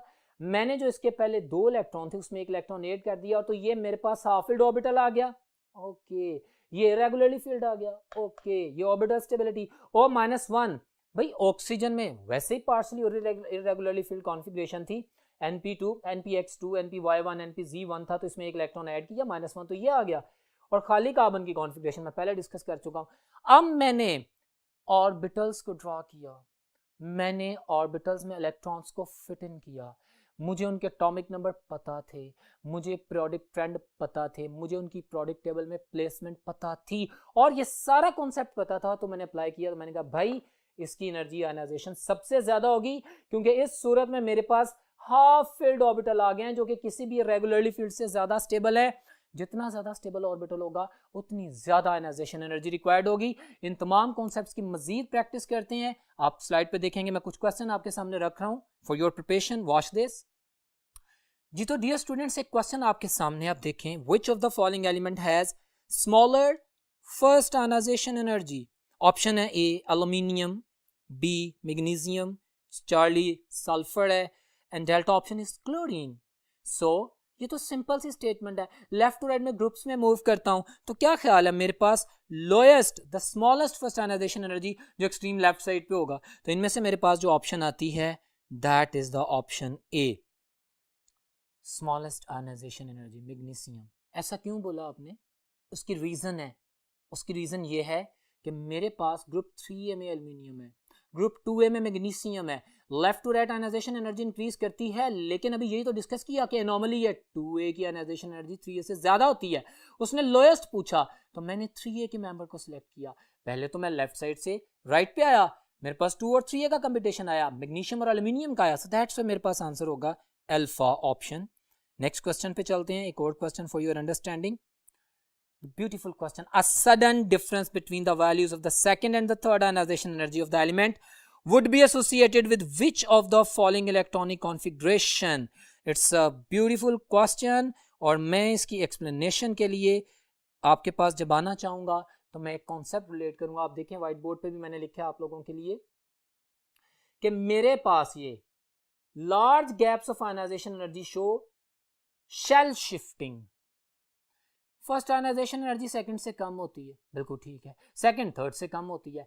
अगर तो फ्यू हंड्रेड्स का गैप आता है, मिसाल के तौर पे फॉर योर इन्फॉर्मेशन मैं कहता हूं मेरे पास first ionization energy 777 kilo joules per mole है, ओके। फिर मैं कहता हूं second ionization energy 1481 kilo joule per में 1481 किलो जूल्स पर मोल है। दो आयनाइजेशन एनर्जी में जस्ट 700 to 600 का गैप है। और मैं थर्ड आयनाइजेशन एनर्जी की बात करता हूं और कहता हूं that is 7777 kilo joules per mole for example. तो अब आपको क्या अंदाजा हुआ कि ना सिर्फ एक ऑर्बिटल से एक ऑर्बिटल के अंदर ही एक इलेक्ट्रॉन का गैप आया, बल्कि अब शेल ही खत्म हो गया है। फ्रॉम द आयनाइजेशन एनर्जी मैं बता सकता हूं, मुझसे एमडीकैट में पूछा जाएगा कि इस एलिमेंट के वैलेंस शेल में कितने इलेक्ट्रॉन थे। जैसे ये एग्जांपल मैंने आपसे शेयर की है और मैंने आपसे पूछा मुझे बताएं कि इस सडन गैप के नतीजे में जब मेरे पास थाउजेंड्स में आयनाइजेशन एनर्जी का गैप आया, पहली दो आयनाइजेशन एनर्जी में गैप कम था, इसका मतलब है वो जो दो इलेक्ट्रॉन थे वो एक ही शेल में थे। लेकिन जब मैंने तीसरा इलेक्ट्रॉन निकाला तो वो कहीं नीचे से निकाला, शेल नीचे चला गया, जहां पे न्यूक्लियस की ग्रिप बहुत ज्यादा थी, वहां पे ज्यादा एनर्जी लगी। सो मैं ऑर्बिटल केमिस्ट्री भी एक्सप्लेन कर सकता हूँ आयनाइजेशन एनर्जी की बेस के ऊपर। मैं बता सकता हूँ कि किसी एलिमेंट के वैलेंस शेल में कितने इलेक्ट्रॉन थे। अगर मैं आपको एक मिसाल के तौर पे एक और मिसाल दूं और मैं आपसे पूछूं कि भाई मेरे पास फोर्थ आयनाइजेशन एनर्जी की जो वैल्यू आती है, तो फोर्थ आयनाइजेशन वो थर्ड से बहुत ज्यादा गैप पे है, सडन गैप है, ह्यूज गैप, तो मुझे बताएं वैलेंस शेल में एलिमेंट के कितने इलेक्ट्रॉन है। मैं कहूंगा आपका ह्यूज गैप, सडन गैप एक टेबल में 3 और 4th आयनाइजेशन एनर्जी में आ रहा है, तो इसका मतलब है कि जो शेल शिफ्टिंग हुई है वो तीसरे इलेक्ट्रॉन के बाद चौथे इलेक्ट्रॉन को निकालते वक्त हुई है।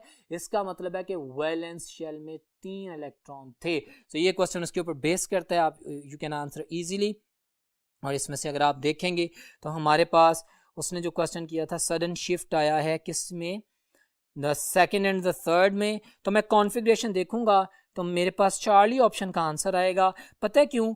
क्योंकि मेरे पास 1s2 2s2 2p6 and 3s2, मेरे पास थर्ड पीरियड वैलेंस शेल 3, उसमें एस में 2 इलेक्ट्रॉन्स थे। ओके, वो 2 इलेक्ट्रॉन जब निकले आपस में तो इतना गैप नहीं था, लेकिन जब तीसरा इलेक्ट्रॉन निकला तो अब थर्ड की बजाय सेकंड ऑर्बिट में से निकला है, ठीक है, तो ज्यादा एनर्जी गैप आएगा। इसका मतलब है शेल शिफ्टिंग हुई है। मैंने 2 आयनाइजेशन एनर्जी में माइनर गैप देखा, दूसरी और तीसरी में मैक्सिमम गैप देखा। क्वेश्चन आपके सामने है, तो मैंने अंदाजा लगा लिया कि ये जो एलिमेंट जिसकी ये बात कर रहा है उसके वैलेंस शेल में 2 इलेक्ट्रॉन है। Very interesting, very important and worth reading topic ionization energy, वो आपके सामने एक्सप्लेन किया गया। अब हम बात करते हैं नेक्स्ट प्रॉपर्टी की, and that is all about the electronegativity. So see on the board. My dear students, ionization energy को पढ़ा। आयनाइजेशन एनर्जी एक एटॉमिक प्रॉपर्टी है। आयनाइजेशन एनर्जी के यूनिट्स होते हैं kilojoules per mole. Ionization energy is always endothermic, ठीक है, मानते हैं। ये लेफ्ट टू राइट इंक्रीज करती है, टॉप टू बॉटम डिक्रीज करती है। बात करते हैं इलेक्ट्रोनेगेटिविटी की। इलेक्ट्रोनेगेटिविटी क्या है? डेफिनेशन देख सकते हैं आपके सामने, ये जो डेफिनेशन लिखी है इसमें लिखा हुआ है tendency of an atom in a molecule. Electronegativity is a molecular property. This is MDCAT. Be very vigilant about everything. ठीक है, इट्स अ molecular property. क्या है कि जब दो एटम्स आपस में मिलते हैं, शेयरिंग करते हैं, तो tendency of an atom in a molecule to attract the shared pair of electron, जो शेयरिंग हुई है उस इलेक्ट्रॉन पेयर को कितनी पावर से कौन सा एटम अपनी तरफ खींचता है, that is called as the electronegativity. ये एक बड़ी ज़बरदस्त प्रॉपर्टी है, मोलेकुलर प्रॉपर्टी है, और इसके कोई यूनिट्स नहीं होते। मैंने कुछ पॉइंट्स लिखे हैं एलैबोरेट करने के लिए। मोलेकुलर प्रॉपर्टी है, increases from left to right. My dear students, याद रखिएगा आयनाइजेशन एनर्जी बिल्कुल अलहदा चीज़ है, इलेक्ट्रोनेगेटिविटी बिल्कुल अलहदा चीज़ है, इलेक्ट्रॉन अफिनिटी टोटली डिफरेंट है, लेकिन इन तीनों का ट्रेंड पीरियोडिक टेबल में ऑलमोस्ट सेम है। Left to right increase, top to bottom decrease करते हैं एनोमलीज को निकाल के। तो अभी हम जनरल इलेक्ट्रोनेगेटिविटी की बात कर रहे हैं, इसके यूनिट क्यों नहीं होते। ये बड़ी ज़बरदस्त इंफॉर्मेशन है जो मैंने आपके लिए लिखी है, जिसकी बेसिस पे क्वेश्चन आएंगे। आपको इलेक्ट्रोनेगेटिविटी डिफरेंस की बेसिस के ऊपर ना सिर्फ बॉन्ड की नेचर पता चल जाएगी, बल्कि उसके अंदर अगर कोवेलेंट बॉन्ड भी है तो उसकी पोलैरिटी, नॉन पोलैरिटी का भी पता चल जाएगा। एमसीक्यूज आपको दे देगा कि आपके पास ए और बी 2 यूनिट्स हैं, कोई भी उनका इलेक्ट्रोनेगेटिविटी डिफरेंस बताएगा और पूछेगा भाई बताएं क्या ये मॉलिक्यूल पोलर है या non polar. Very simply you will answer that, क्योंकि आपको मैंने बता दिया है। आप कहेंगे कि भाई अगर 2 कंबाइनिंग एटम्स में इलेक्ट्रोनेगेटिविटी डिफरेंस 0.0 से 0.5 के दरमियान में है तो that is non polar covalent bond. Covalent bond है, नॉन पोलर है। और अगर 0.5 और 1.6 के दरमियान में है तो that is polar covalent bond. और अगर इलेक्ट्रोनेगेटिव डिफरेंस 1.7 है तो bond is 50% covalent, 50% ionic. These are the exact verdicts which are being asked in the MDCAT. अगर आप प्रीवियस पेपर्स देखें तो ये आपके 4 एमसीक्यूज हैं। ओके, उसके बाद इलेक्ट्रोनेगेटिव डिफरेंस अगर 1.8 या उससे ज्यादा होगा तो the bond is ionic in nature. Well my dear students, a beautiful question of MDCAT मैं आपसे शेयर करने जा रहा हूं। एचएफ की बात करते हैं। एचएफ हाइड्रोजन फ्लोराइड, हाइड्रोजन की इलेक्ट्रोनेगेटिविटी 2.1। लेट्स सपोज अगर मैं यहाँ पे आप लोगों के लिए ड्रॉ करने की कोशिश करूं, एक्सेप्शनल केस है 4.0 2.1, डिफरेंस कितना आता है 1.9। ओके, 1.9 डिफरेंस आता है। मैं पूछता हूं, एमडीकैट में क्वेश्चन पूछा गया है कि the bond between hydrogen and fluoride is option A polar covalent bond, option B highly polar covalent bond, option C ionic bond. तो ये जो जनरल डाटा है उसके मुताबिक आप डेफिनेटली आंसर करते आयोनिक बॉन्ड और आपका जवाब गलत हो जाता। सुने, this is exceptional case. HF में इलेक्ट्रोनेगेटिव डिफरेंस 1.9 है और इसका bond highly polar covalent bond है, हाईली पोलर कोवेलेंट बॉन्ड है। क्यों ऐसा है? Why? Because H positive ion means it's a proton and proton do not exist independently. सादा लफ्जों में H पॉजिटिव आयन एग्जिस्ट नहीं करता, इस वजह से H और F का जो बॉन्ड है वो हाईली पोलर कोवेलेंट बॉन्ड है, H पॉजिटिव आयन नहीं बनता इस वजह से। सो ये भी एक रिलेटेड डाटा मैंने आपसे शेयर किया। फिर हमारे सामने इलेक्ट्रोनेगेटिविटी के हवाले से मैं कुछ डाटा आप लोगों से मजीद शेयर करता हूँ for your knowledge and information. मेरी बातों को भी सुने और इसको भी देखें। जी तो डियर स्टूडेंट्स, इस वक्त आप एक स्लाइड देख रहे हैं, बड़ी कॉम्प्लेक्स स्लाइड आपको नजर आएगी जिसमें एक टेबल बना हुआ है। ये वो स्लाइड है जो मैंने आपके सामने आप लोगों के लिए शेयर की है, ये आपके सामने है, आप ये लिटरेचर नोट डाउन कर सकते हैं। ये वही सारी बातें हैं जो मैंने अभी आपको कही हैं इलेक्ट्रोनेगेटिविटी के टॉपिक में। ये तमाम डाटा बहुत इंपॉर्टेंट है। अगर मैं पढ़ के बताऊँ आपको तो आपके सामने सबसे पहले डेफिनेशन लिखी गई है, एग्जांपल्स दी गई हैं, फिर maximum and the minimum electronegativity की बात की गई है। भाई हम जानते हैं दीज आर MCQs। ये टेबल में सेकंड बार में आप देखें, फ्लोरीन की इलेक्ट्रोनेगेटिविटी पीरियोडिक टेबल में सबसे ज्यादा होती है, कितनी होती है 4.0, और सबसे कम इलेक्ट्रोनेगेटिविटी किसकी होती है सीजियम की, और वो कितनी होती है 0.7। और ये आपके सामने इलेक्ट्रोपॉजिटिव और इलेक्ट्रोनेगेटिव नेचर को एक्सप्लेन किया गया। फिर फैक्टर्स अफेक्टिंग द इलेक्ट्रोनेगेटिविटी, जितना ज्यादा इफेक्टिव न्यूक्लियर चार्ज होगा उतनी ज्यादा इलेक्ट्रोनेगेटिविटी पावर होगी, उतनी ज्यादा शिद्दत से nucleus shared pair of electron को अट्रैक्ट करेगा। So left to right periodic table में जैसे जैसे जाते हैं इफेक्टिव न्यूक्लियर चार्ज इंक्रीज करता है, और जितना ज्यादा इफेक्टिव न्यूक्लियर चार्ज इंक्रीज करता है इलेक्ट्रोनेगेटिविटी बढ़ती जाती है। सो ये तमाम चीजें आपके सामने एक्सप्लेन की गई। Trends in the periodic table, जैसे मैंने अभी बोला, application of the electronegativity, well ये मैंने आपके सामने पॉइंट्स लिख दिए। वेल माय डियर स्टूडेंट्स, अगर मैं आपसे क्वेश्चन करूं, एक relevant question previous past papers में आ गया है। In my lecture I tried कि मैं मैक्सिमम प्रैक्टिकल एग्जांपल्स आपके सामने रखूं ताकि आप सुने, नोट करें और तैयारी करें। किसकी इलेक्ट्रोनेगेटिविटी जीरो होगी? फ्लोरीन की, क्लोरीन की, ऑक्सीजन की, हाइड्रोजन की, या नोबल गैसेस की? तो भाई noble gases they have zero electronegativity. Why? Extreme right में है, because they are monoatomic molecules. वो तो बॉन्ड ही नहीं बनाते, उनके तो ऑक्टेट पूरे हैं। जब वो किसी से बॉन्ड ही नहीं बनाते तो उनमें तो इलेक्ट्रोनेगेटिविटी का कॉन्सेप्ट ही नहीं है, क्योंकि शेयर्ड पेयर ऑफ इलेक्ट्रॉन को अट्रैक्ट करना है ना। लिहाजा यूं भी ट्रिक आउट किया गया था, एक दफा ऑप्शंस दे दी गई थी और उसमें नियोन, आर्गॉन या कोई भी नोबल गैस प्लेस कर दी जाए तो आपने कहना इनकी इलेक्ट्रोनेगेटिविटी होती नहीं है, ठीक है, जीरो है। तो ये टेबल आप लोगों की इंफॉर्मेशन के लिए वेरी इंपॉर्टेंट, वेरी कंस्ट्रक्टिव। और नीचे ये जो मैंने ट्रेंड शो किया है दूसरे टेबल में आप देख सकते हैं, ये लेफ्ट टू राइट में ग्रुप 1 से 2 3 4 5 अप टू 8 जा रहा हूं, और उसकी जो डिफरेंट वैल्यूज याद करना जरूरी नहीं है, सिर्फ आपने एक चीज याद रखनी है जो चंद बातें में। सबसे ज्यादा इलेक्ट्रोनेगेटिविटी फ्लोरीन की, सबसे कम सीजियम की। फ्लोरीन के बाद किसकी ज्यादा इलेक्ट्रोनेगेटिविटी है? ऑक्सीजन की। तो उससे कम किसकी इलेक्ट्रोनेगेटिविटी है? नाइट्रोजन की। और चौथे नंबर पे इलेक्ट्रोनेगेटिविटी है क्लोरीन की। Got it? सबसे ज्यादा फ्लोरीन की, फिर ऑक्सीजन की, फिर नाइट्रोजन की, फिर क्लोरीन की। अगर आपसे कोई चार ऑप्शन का ट्रेंड पूछ ले तो आप इस टेबल की वैल्यू के ऊपर आंसर कर सकते हैं। वैसे आपको ये सारा टेबल इतना याद करने की जरूरत नहीं है। एक और MCQ आपके सामने मैं प्लेस करता हूँ, which one of the following element has greater electronegativity? वही क्वेश्चन आ गया। so now how will you answer that? मैंने अभी बताया, तो आप इन तमाम एलिमेंट्स को देख के क्या देंगे? ऑक्सीजन। फ्लोरीन के बाद oxygen. Got it?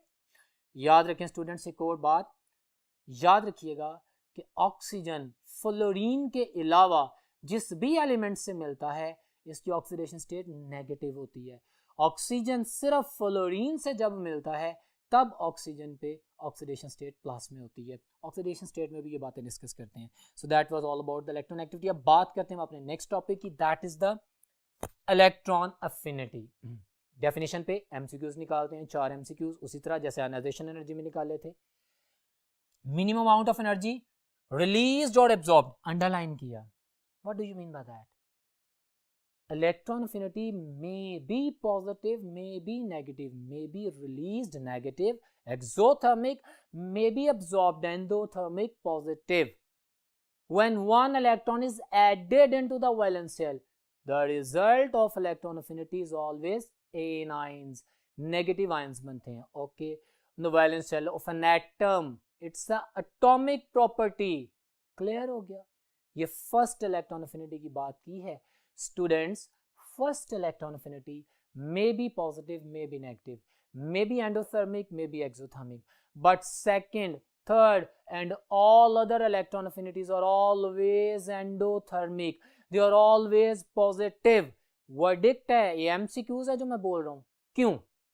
You know, when first electron is added, मिसाल बात करते हैं ऑक्सीजन की. भाई ऑक्सीजन में एक इलेक्ट्रॉन ऐड किया, उसके वैलेंस शेल में 6 इलेक्ट्रॉन थे, उसने हैप्पीली रिसीव किया, वो स्टेबल हुआ, उसने अपनी एनर्जी रिलीज की, exothermic negative -141 किलोजूल्स per mole. You know, oxygen की फर्स्ट इलेक्ट्रॉन अफिनिटी. ओके, अब मैं जब सेकंड इलेक्ट्रॉन ऐड करना चाहूंगा, हम जानते हैं कि ऑक्सीजन तो अपनी स्टेबिलिटी के पास है.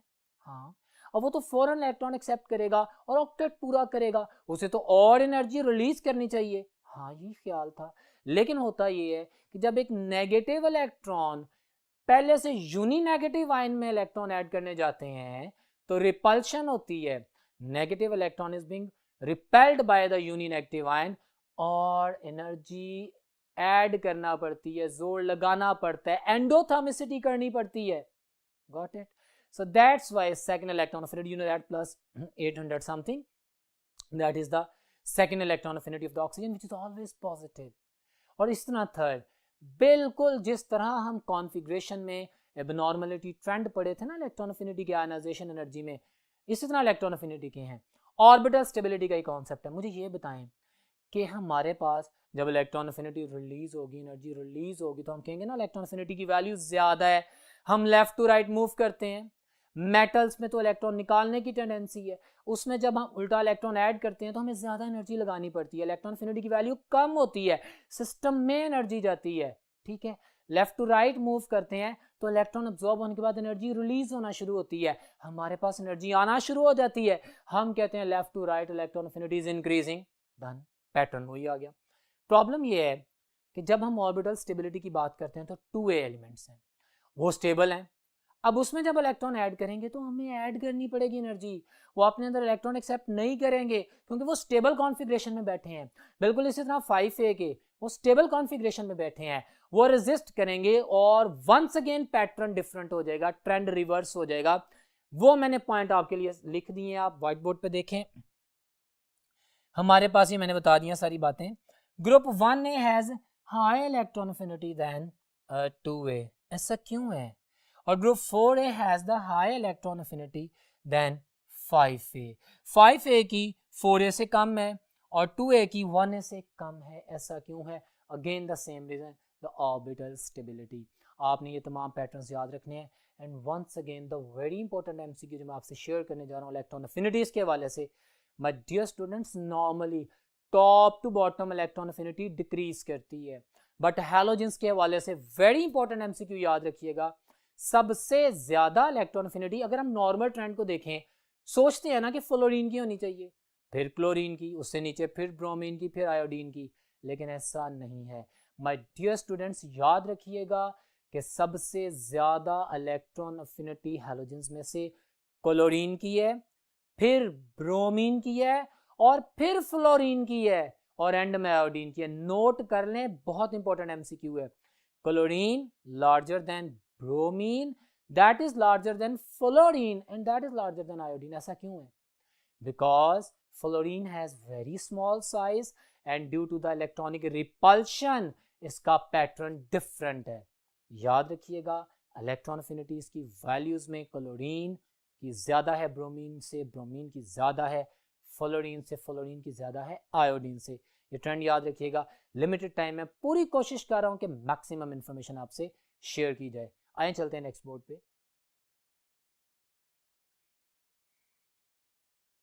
जी तो स्टूडेंट्स, अभी आप देख रहे हैं इलेक्ट्रिकल कंडक्टेंस. ये एक नई प्रॉपर्टी है, very simple and very minor thing. What is electrical conductivity? Tendency of an element और a material to conduct electricity. हाँ, हम जानते हैं कंडक्टर होते हैं जो बिजली को कंडक्ट करते हैं, ट्रांसफर ऑफ इलेक्ट्रॉन अलाउ करते हैं। हम जानते हैं नॉन कंडक्टर्स होते हैं जो कंडक्टिविटी नहीं करते। हम जानते हैं मेटलाइड्स सेमी कंडक्टर्स होते हैं, हाँ, जो कंडक्टिविटी करते भी या नहीं भी करते। ये हमारे पास कुछ ट्रेंड्स आते हैं, हमारे पास इंफॉर्मेशन आती है। अब हमारे पास देखिए, मैंने व्हाइट बोर्ड के ऊपर बड़ा ज़बरदस्त एक पॉइंट लिखा है और उसकी बेसिस पे एमसीक्यू कुछ स्लाइड्स शेयर करूंगा। हम जनरली जानते हैं कि लेफ्ट साइड पे मेटल्स हैं, राइट साइड पे नॉन मेटल्स हैं, दरमियान में सेमी मेटल्स हैं। तो हम जानते हैं ना metals are the good conductors. तो लेफ्ट टू राइट अगर जाएंगे तो कंडक्टिविटी हमारे पास डिक्रीज होगी, नॉर्मल ट्रेंड मेटल से नॉन मेटल की तरफ। और top to bottom metallic character बढ़ता है। हम नॉर्मल बात कर रहे हैं अभी, जनरल एमसीक्यूज तो एमडी कैट के भी मैं शेयर करूंगा। Top to bottom metallic character बढ़ता है, ज़्यादा कंडक्टिविटी हो जाएगी। ओके माय स्टूडेंट्स, कंडक्टिविटी की डिपेंडेंस जो मैंने लिखी है ये 3 फैक्टर्स हैं। मेटालिक कैरेक्टर ठीक है, जितनी अच्छी मेटल होगी उतनी अच्छी कंडक्टिविटी होगी, मानते हैं। नंबर ऑफ फ्री इलेक्ट्रॉन्स, ये बड़ा ज़बरदस्त फैक्टर है। मैं आपसे पूछता हूँ, सोडियम की कंडक्टिविटी ज़्यादा है कि मैग्नीशियम की? मैग्नीशियम की ज़्यादा कि एल्यूमिनियम की? आप कहेंगे भाई सोडियम अच्छी मेटल है, ओके, लेफ्ट साइड पे अच्छी मेटल्स हैं, हाँ, उसकी कंडक्टिविटी ज़्यादा होनी चाहिए। नहीं, मैं मेटालिक कैरेक्टर की बात नहीं कर रहा, मैं इलेक्ट्रिकल कंडक्टेंस की बात कर रहा हूँ। इलेक्ट्रिकल कंडक्टेंस उसकी ज़्यादा होगी जिसके नंबर ऑफ फ्री इलेक्ट्रॉन्स ज़्यादा होंगे। सोडियम ने 1 इलेक्ट्रॉन रिलीज किया है, इलेक्ट्रॉन पूल थ्योरी 1 इलेक्ट्रॉन है। मैग्नीशियम ने 2 इलेक्ट्रॉन रिलीज किए हैं। एल्यूमिनियम ने 3 इलेक्ट्रॉन लूज किए हैं। किसके पास ज़्यादा फ्री इलेक्ट्रॉन्स हैं?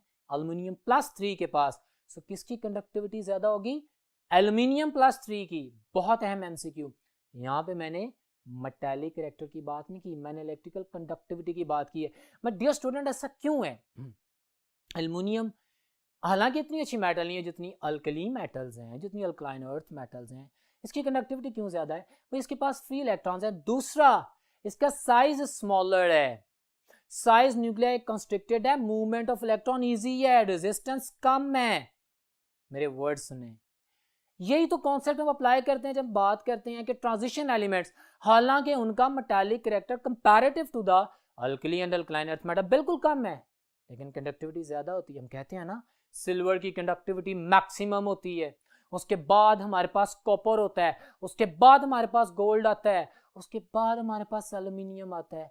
मैं किसकी बेसिस पे बात कर रहा हूँ? हमारे पास साइज और मूवमेंट ऑफ इलेक्ट्रॉन के हवाले से हमने ओहम्स में कैलकुलेट की हुई है ना कंडक्टिविटी। रिसर्च कंडक्टेंस का टेबल हमें बताता है, कॉन्सेप्ट यही होता है कि एक तो नंबर ऑफ फ्री इलेक्ट्रॉन्स हो, दूसरा उनमें मूवमेंट की फिजिबिलिटी हो। जैसे मैं अभी आपसे कहूं कि सिल्वर +1 1 इलेक्ट्रॉन रिलीज कर रहा है, गोल्ड ऑरम +3 ये तो 3 इलेक्ट्रॉन लूज कर रहा है। आप कैसे कह रहे हैं कि गोल्ड की कंडक्टिविटी सिल्वर से कम है, हालांकि गोल्ड 3 इलेक्ट्रॉन रिलीज कर रहा है? The very important question which I am going to share with you. क्या प्रॉब्लम है? प्रॉब्लम ये है कि गोल्ड का साइज बहुत ही स्मॉल है और उसकी जो ज्योमेट्री है वो आयंस आपस में कॉम्पैक्ट हैं, और सिल्वर का साइज 11 टाइम लार्जर है गोल्ड से। तो क्या हुआ ये कि बेशक एक इलेक्ट्रॉन है लेकिन वो फ्रीली मूव करेगा, टेम्परेचर बढ़ता भी है तो रेजिस्टेंस का सीन आता है। और कॉपर में, कॉपर की कंडक्टिविटी सिल्वर से बढ़ क्यों जाती है सर? इसलिए बढ़ जाती है, मीन टू से, मतलब टाइम के साथ, क्योंकि उसमें 2 इलेक्ट्रॉन आ जाते हैं, रेजोनेंस आ जाती है, जिसकी वजह से हमारे पास अगर हिंड्रेंस हो भी तो इश्यू नहीं आता। बड़ी कॉम्प्लेक्स बात है, लेकिन आपने अपने लेवल पे यही बात याद रखनी है। जो मैंने 3 पॉइंट्स लिखे हैं, हमारे पास metallic character, number of free electrons और पैकिंग ऑफ आयंस, ये तीनों फैक्टर मिलकर डिसाइड करते हैं कि इलेक्ट्रिकल कंडक्टेंस क्या होती है। मैं एक एमसीक्यू आपसे सामने रखा है इन्हीं चीज़ों को एक्सप्लेन करने के लिए। विच of the following is the best conductor? मैंने बोल भी दिया, मैंने ऑर्डर भी लिख दिया। सोडियम है, एल्यूमिनियम +3 है, सिल्वर है, गोल्ड है। तो भाई मैंने यहाँ पे आपको दोनों ट्रांजिशन मेटल केमिस्ट्री को भी एक्सप्लेन कर दिया है, तो मैंने आंसर किया सिल्वर को। और ये सारा कॉन्सेप्ट जो मैंने रिवाइज किया है आपकी प्रैक्टिस के लिए, आप फोकस करें, पढ़ें, आपके काम आएगा। अगर तो सिंपल क्वेश्चन करता है ना कि 1A की ज़्यादा इलेक्ट्रिकल कंडक्टिविटी है 2A की तो 3A की, तो आप कहेंगे 3A में जो सेमी मेटल एल्यूमिनियम है ना, सेमी मेटल नहीं है तो मेटल, लेकिन चूंकि इसका ऑक्साइड एम्फोटेरिक होता है इसलिए इसको केमिस्ट्री में कभी इस पैटर्न में भी देखा जाता है, वो अलग बात अभी हम पर करते हैं। तो ये आप अपने सामने रखिएगा, सिल्वर की कंडक्टिविटी ज़्यादा है, और 1A 2A 3A में जितने ज़्यादा फ्री इलेक्ट्रॉन्स होंगे उतनी ज़्यादा कंडक्टिविटी होगी। इंपॉर्टेंट फैक्टर है। नेक्स्ट है the MCQ, the conductor among the following. ये मैंने एलोट्रोपिक फॉर्म्स लिखी हैं, कार्बन की। कोल कंडक्टर नहीं होता, क्यों? टेट्राहेड्रल ज्योमेट्री होती है, sp3 हाइब्रिडाइजेशन होती है, कोई इलेक्ट्रॉन फ्री नहीं होता। डायमंड में भी यही सीन है, हमारे पास sp3 हाइब्रिडाइजेशन होती है, क्यूबिकल शेप होती है, कोई भी इलेक्ट्रॉन फ्री नहीं होता, कॉम्पैक्ट स्ट्रक्चर बना होता है टेट्राहेड्रल नेटवर्क कोवलेंट बॉन्डेड का। ग्रेफाइट sp2 हाइब्रिडाइजेशन होती है, एक इलेक्ट्रॉन फ्री होता है, that free electron layered hexagonal structure of graphite, layered hexagonal structure of graphite में मूव करता है और कंडक्टिविटी करता है। सो ग्रेफाइट इज माय आंसर। बाकी इलेक्ट्रिकल कंडक्टर्स के हवाले से मैं कुछ स्लाइड्स आपको दिखाता हूँ। जी तो डियर स्टूडेंट्स, एक स्लाइड आप सामने देख रहे हैं इलेक्ट्रिकल कंडक्टर्स के हवाले से, उसकी डेफिनेशन इलेक्ट्रिकल कंडक्टर्स के हवाले से मैंने जो बातें की हैं अभी आप देख सकते हैं, आपके सामने लिखी हुई हैं। The capability of a substance to conduct electricity, that is conductivity. बाकी simple cause of electrical conductance, वो जो मैंने बोला है पॉइंट्स की फॉर्म में, वो भी आप सामने पढ़ सकते हैं, स्लाइड में आपके सामने मेंशन है, वेरी सिंपल एंड क्लियर। और जो नेक्स्ट स्लाइड अभी आप देख रहे हैं, इसमें मेटल्स, मेटलाइड्स, नॉन मेटल्स की डिस्क्रिप्शन दी गई है, वो तमाम बातें जो कि आपकी बुक में है उनको हाईलाइट की है, इस स्लाइड में वर्किंग की है फॉर यू पीपल, ताकि आप इस लिटरेचर को नोट डाउन करें और वही बातें जो मैंने बोलनी है आप यहाँ से देख के कॉपी करके भी मेमोराइज कर सकते हैं। तो इन तमाम बातों के साथ ये टेप नेक्स्ट स्लाइड में भी आप देख सकते हैं, ये तमाम data regarding metals, regarding non metals compare किया गया है। तो ये सारी बातें आपके सामने प्लेस की गई हैं सो that you can understand. Well student, अब हम नेक्स्ट प्रॉपर्टी की तरफ चलते हैं, that is very much important, और उसका नाम है oxidation state. What is oxidation state? Apparent charge on an atom in a molecule. एक एटम के ऊपर मॉलिक्यूल के अंदर जो ज़ाहरी तौर पे चार्ज आता है उसको हम ऑक्सीडेशन स्टेट कहते हैं। याद है ना, आपको बताया हुआ है कि ऑक्सीडेशन स्टेट कैलकुलेट कैसे करते हैं। हमने जिस भी यूनिट की ऑक्सीडेशन स्टेट फाइंड आउट करनी होती है एलिमेंट की, उसको एक्स कहते हैं, और बाकी एलिमेंट्स की ऑक्सीडेशन स्टेट लिखते हैं, उसके नंबर ऑफ एटम से मल्टीप्लाई करते हैं, हमारे पास आंसर आ जाता है। अच्छा, ऑक्सीडेशन स्टेट की कुछ प्रॉपर्टी सुन लें। ये वेरिएबल होती है, ये फ्रैक्शंस में हो सकती है। ऑक्सीडेशन स्टेट पॉजिटिव भी होती है, नेगेटिव भी होती है। ऑक्सीडेशन स्टेट पे जो चार्ज का ताल्लुक होता है वो पार्टनर एटम से होता है। सुन रहे हैं ना? कार्बन की बात करूं तो CH4, कार्बन हाइड्रोजन से जुड़ा हो तो +4। अगर मैं कार्बन की CCl4 में बात करूं, कार्बन इलेक्ट्रोनेगेटिव से जुड़ा हुआ है, तो लेट्स सपोज CH4 में कार्बन पे -4 चार्ज होगा और CCl4 में कार्बन पे +4 चार्ज होगा। करेक्शन है, नोट कर लें।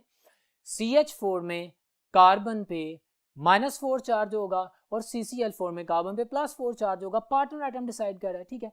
अच्छा, वेरिएबल होती है, फ्रैक्शंस में हो सकती है। हम जानते हैं ना ऑक्सीडेशन स्टेट, ऑक्सीजन की नॉर्मल ऑक्साइड में -2, ऑक्सीजन की पर ऑक्साइड में -1, ऑक्सीजन की सुपर ऑक्साइड में -1/2 होती है, तो ये वेरिएबल होती है।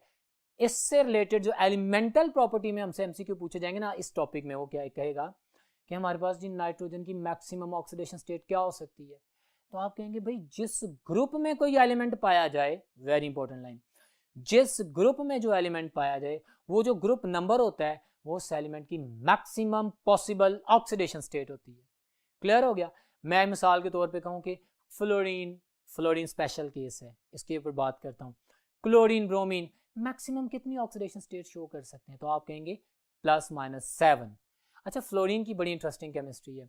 फ्लोरीन टॉप का एलिमेंट है, ग्रुप 7A में पाया जाता है। ये दुनिया में पीरियोडिक टेबल में वाहिद एलिमेंट है स्टूडेंट्स जिसकी सिर्फ एक ऑक्सीडेशन स्टेट होती है और वो -1 होती है। MD CAT students, this is entrance test, this is smart working. मैंने कहा एक +-1 दो ऑक्सीडेशन स्टेट्स होती हैं, एक +1 एक -1। अगर मैंने कहा कि फ्लोरीन की सिर्फ एक ऑक्सीडेशन स्टेट है, दैट इज -1। क्यों? ऑक्सीजन से ज़्यादा इलेक्ट्रोनेगेटिव कोई नहीं है, और -1 इसलिए कि इसके पास D सब शेल नहीं है, तो ये एक इलेक्ट्रॉन का कम्बिनेशन बनाएगा और आपके पास इसकी ऑक्सीडेशन स्टेट -1 होगी। इसी तरह हम जब मूव करते हैं नोबल गैसेस, ज़ीनॉन, सर वो तो इनर्ट होती हैं, वो तो नोबल होती हैं, उनकी भी ऑक्सीडेशन स्टेट होगी। क्या वो भी कंपाउंड्स बनाती हैं? बिल्कुल बनाती हैं। सेकेंड ईयर केमिस्ट्री में आप पढ़ के आए हैं, ज़ीनॉन के कंपाउंड्स पढ़ के आए हैं। हम पढ़ चुके हैं कि fluorine is the only element which can directly react with the noble gases. हाँ, ज़ीनॉन फ्लोराइड्स बनते हैं, ज़ीनॉन ऑक्सीफ्लोराइड्स बनते हैं, ज़ीनॉन के ऑक्साइड्स बनते हैं, और +-2 +-4 6 +-8 ऑक्सीडेशन स्टेट भी शो होती है ज़ीनॉन टेट्राऑक्साइड में। तो all these things are very much important you can memorize. तो ये हमारे पास ऑक्सीडेशन स्टेट के हवाले से बात की गई थी। अच्छा, यहाँ पे अगर एमडीकैट में क्वेश्चन करे कि left to right oxidation state increase करती है डिक्रीज, तो कहेंगे very simple, left to right group number increase करता है, possibility of the very oxidation state बढ़ती है तो ज़्यादा होती है। तो ये ऑक्सीडेशन स्टेट के हवाले से एमसीक्यूज हैं, आपसे पूछे जाएंगे, आपने ध्यान में रखना है और आंसर्स करने हैं। और ऑक्सीडेशन स्टेट के हवाले से एक और बेहतरीन क्वेश्चन एमडीकैट का, oxidation state is directly proportional to the acidic strength. Oxidation state is directly proportional to the covalent character. मेरा वर्ड नोट कर लें, मैं कहता हूं PbCl2 ज्यादा कोवेलेंट है कि PbCl4। प्लम्बस क्लोराइड ज्यादा आयोनिक है कि प्लम्बिक क्लोराइड। तो आप कहेंगे प्लम्बस क्लोराइड PbCl2 में +2 ऑक्सीडेशन स्टेट है, ये ज्यादा आयोनिक है। Pb+4 में जितनी ज्यादा ऑक्सीडेशन स्टेट है उतना ज्यादा कोवेलेंट कैरेक्टर है। ठीक है, इसी सवाल को मैं एमडीकैट में दूसरे पैटर्न में पूछता हूं कि PbCl2 ज्यादा एसिडिक है कि PbCl4 ज्यादा एसिडिक है। तो acidic strength is directly proportional to the oxidation state. आप कहेंगे PbCl4 is more covalent and more acidic क्योंकि इसकी ऑक्सीडेशन स्टेट ज्यादा है। That is very interesting topic जो कि आपके सामने एक्सप्लेन किया गया। अब चलते हैं नेक्स्ट बोर्ड पे और देखते हैं वहां पे क्या है जी। तो dear students, hydration energy, another very important concept of this lecture. What is hydration energy? Simple definition है, मैंने लिखा नहीं, आप लोग जानते हैं, मैं बोल रहा हूं। The amount of energy released or absorbed when 1 mole of a gaseous ion is completely dissolved in water to form infinitely dilute solution। एक यूनिट इस तरह पानी के साथ मिले कि अब उसके साथ और पानी का मॉलिक्यूल इंटरेक्ट ना कर सके, बस मुकम्मल तौर पे सॉल्युबल हो जाए, डाइल्यूट मोस्ट सोल्यूशन बन जाए, that is the hydration energy. Hydration energy, अब हम एलिमेंट्स पढ़ रहे हैं, पीरियोडिक टेबल पढ़ रहे हैं, प्रॉपर्टी पढ़ रहे हैं, हम आइडेंटिफाई करेंगे जितनी ज्यादा चार्ज डेंसिटी होगी, charge density is directly proportional to the hydration energy. What is charge density? Charge per unit volume. Charge ज्यादा हो, साइज छोटा हो। Got it? अब आपके सामने डिफरेंट एग्जांपल्स आ जाती हैं। मैं आपसे पूछता हूं, मैं एमसीक्यू पूछता हूं, भाई मुझे बताएं, मैं आपसे क्वेश्चन पूछता हूं, बेटा मुझे बताएं कि Mg+2 या Ba+2 इन दोनों में से ज्यादा हाइड्रेशन एनर्जी किसकी है? आप कहेंगे बेरियम का साइज बड़ा है, चार्ज इस पे भी +2 है, मैग्नीशियम पे भी +2 चार्ज है, लेकिन उसका साइज छोटा है, चार्ज डेंसिटी मैग्नीशियम की ज्यादा है, तो इसकी हाइड्रेशन एनर्जी ज्यादा होगी। हमें पता होता है कि टॉप टू बॉटम साइज बढ़ता है, हमें पता होता है कि left to right size decrease करता है, और हमारे पास चार्ज बढ़ता है। अगर चार्ज बढ़ रहा है, साइज डिक्रीज कर रहा है, चार्ज डेंसिटी हाई हो रही है, तो इट मीन्स मेरे पास उसकी हाइड्रेशन एनर्जी ज्यादा हो रही है। Hydration energy is a very valid concept. एक एमसीक्यू भी मैंने आपके सामने प्लेस किया है, identify the incorrect option about the hydration energy. वो कहता है लिथियम +1 की जो हाइड्रेशन एनर्जी है पोटाशियम से ज्यादा है। ठीक कह रहा है, क्योंकि लिथियम का साइज छोटा है, चार्ज दोनों में बराबर है, तो इसकी हाइड्रेशन एनर्जी ज्यादा है। बीटा में मैग्नीशियम और कैल्शियम बिल्कुल ठीक कह रहे हैं, इसका साइज छोटा है, इसका बड़ा है।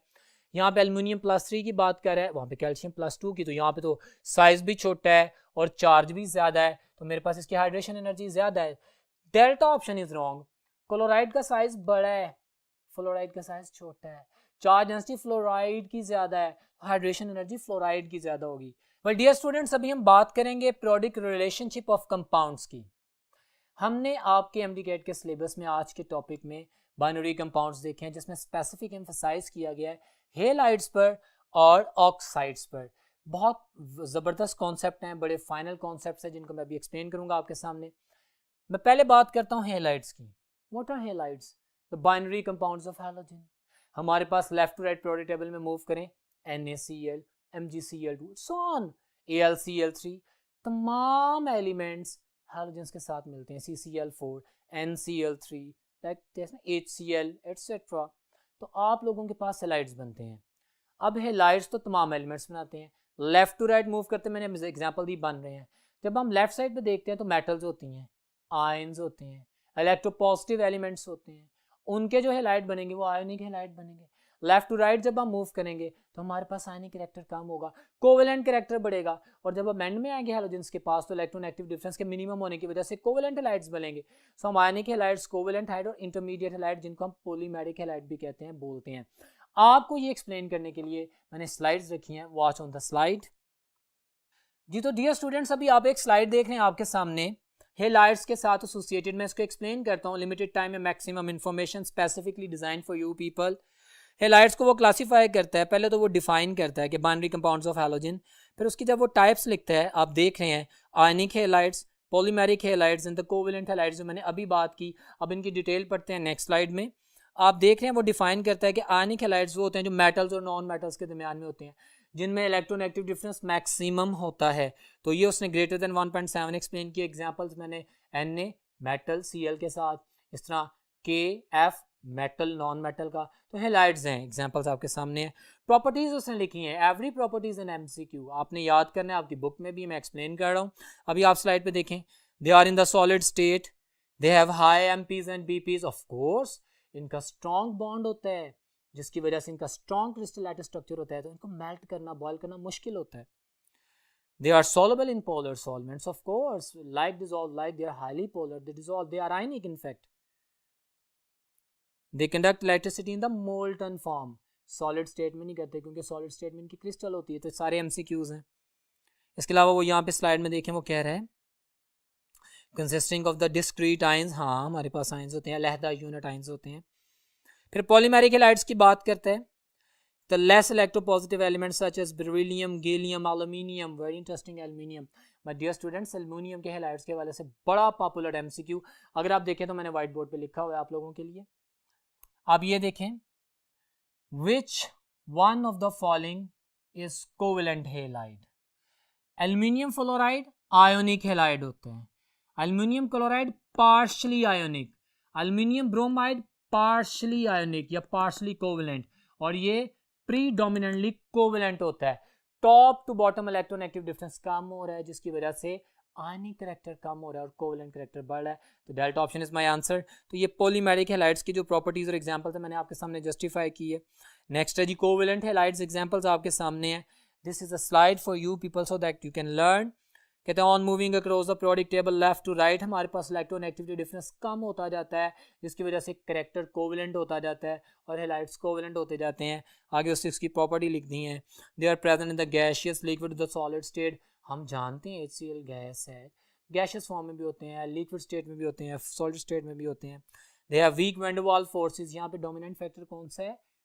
साइज का, साइज की वजह से पोलराइजेशन का, पोलराइजेशन की वजह से इंस्टेंटेनियस और इंड्यूस डायपोल का, मतलब लंडन डिस्पर्शन फोर्सेस का वेंडर, और इसके अलावा डायपोल डायपोल फोर्सेस का, HCl में डायपोल डायपोल फोर्सेस होती हैं। ठीक हो गया ना, तो ये सारे फैक्टर आएंगे। तो वैन डर वाल्स फोर्सेस की 3 टाइप्स होते हैं, यू नो, हमारे पास डायपोल डायपोल फोर्स जिन्हें कीसम फोर्स कहते हैं, हमारे पास नॉन पोलर और एक पोलर के दरमियान हम कहते हैं डिबाई फोर्स, और 2 नॉन पोलर के दरमियान हमारे पास होती हैं।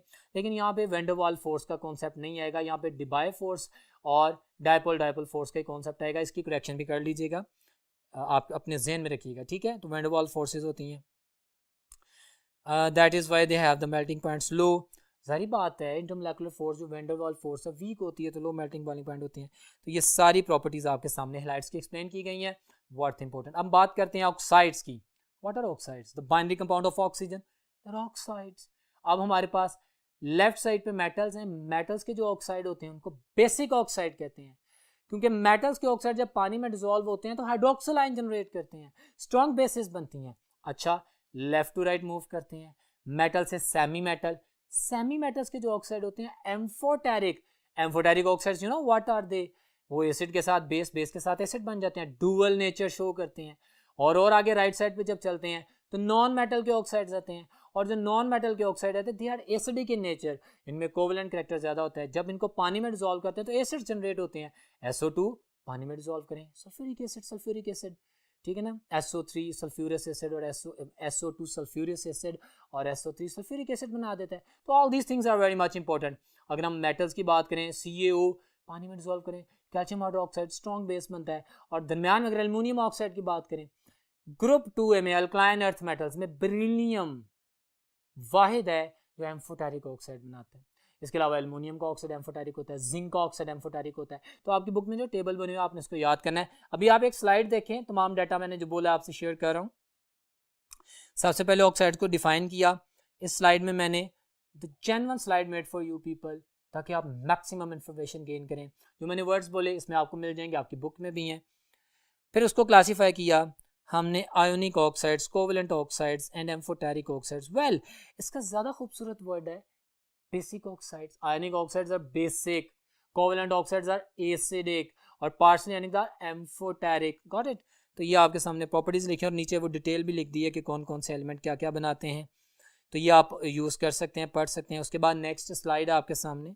इसमें हमारे पास आयोनिक ऑक्साइड मतलब बेसिक ऑक्साइड, हमारे पास एम्फोटेरिक ऑक्साइड और हमारे पास कोवेलेंट ऑक्साइड यानी एसिडिक ऑक्साइड की बात की जा रही है। इनकी प्रॉपर्टीज लिखी हैं।